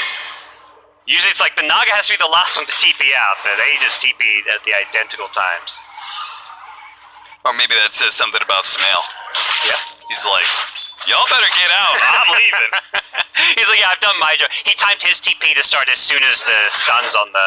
Yeah, he's like, if you guys didn't pick up on the memo, we're out. Y'all want to stick around, be my guest. 20-minute bounty runes are out in the open, and No Tail running in, picks that one up, and then promptly dies. He's dying for the cause. Hashtag worth for the 5 position. Absolutely. Get the intel and get more gold for your team than you lose, so more than happy with that one. I feel like HellRaisers are going to be very reliant on their BKB timings this game when you're playing against this Sankin counter initiation and I mean, Void Spirit, Rubik, all these heroes. Like, Leshrac can't really be running in like we saw in the mid lane without a BKB. Oh, really? Just got a pop shapeshift, huh? It's pulling the Sumail like, I'm out. Let's just shapeshift my way to the nearest neutral camps. I guess so. All I know is I'm looking at Thompson and I see some big boy items. I see Crystallis, I see Desolator, combined with the magic damage burst of the Sand King as well. I feel like this Leshrac and even the Timbersaw, they're gonna have a hard time. Yeah, these BKBs may not be that effective on heroes like Lesh. We have a Void Spirit with these kind of items. Thompson saying, yeah, I'm not going for any shenanigans. This is all about the...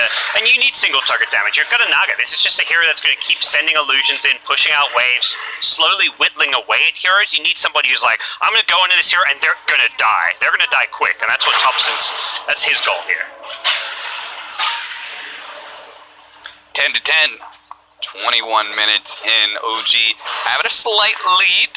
1k net worth. That's about how far ahead the Naga Siren is over the Lycan.